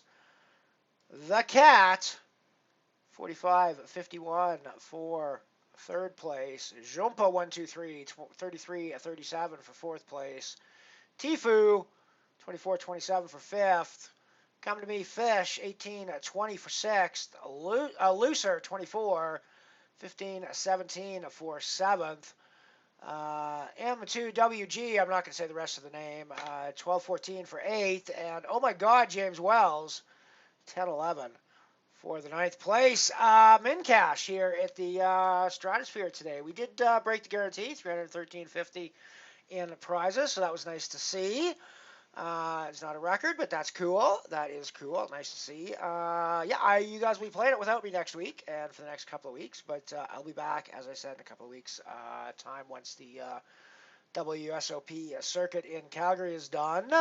That is back on the Saturday streams. I will be back on Monday before I go yet. So you do have one more chance to catch the Ulster in action on Saturdays, or on Monday. So come back and join me for that. Had a good day myself here. Nice to book the final table of the Ironman. Would have been nice to go a little deeper given our stack size at various points during that. But I have to say, considering we were under 10 big blinds there after getting really short, like well before the money, pretty decent run back for me in that game, I think. Yeah, pretty happy with that. Um, Otherwise, yeah, I guess that's it for me today. So thank y'all for coming and hanging out with me here on the Mothership. Good to have old friends and new. Good to have you aboard, King. And I guess until Monday, this is your captain, Elron.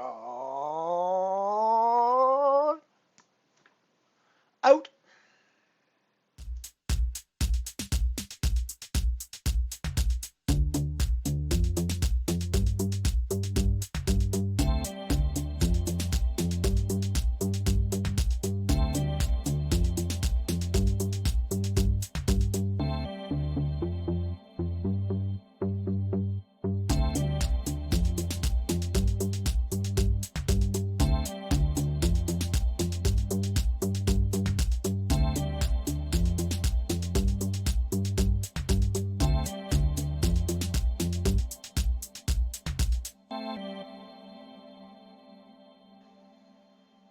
Ooh, carrot and parsnip stir fry.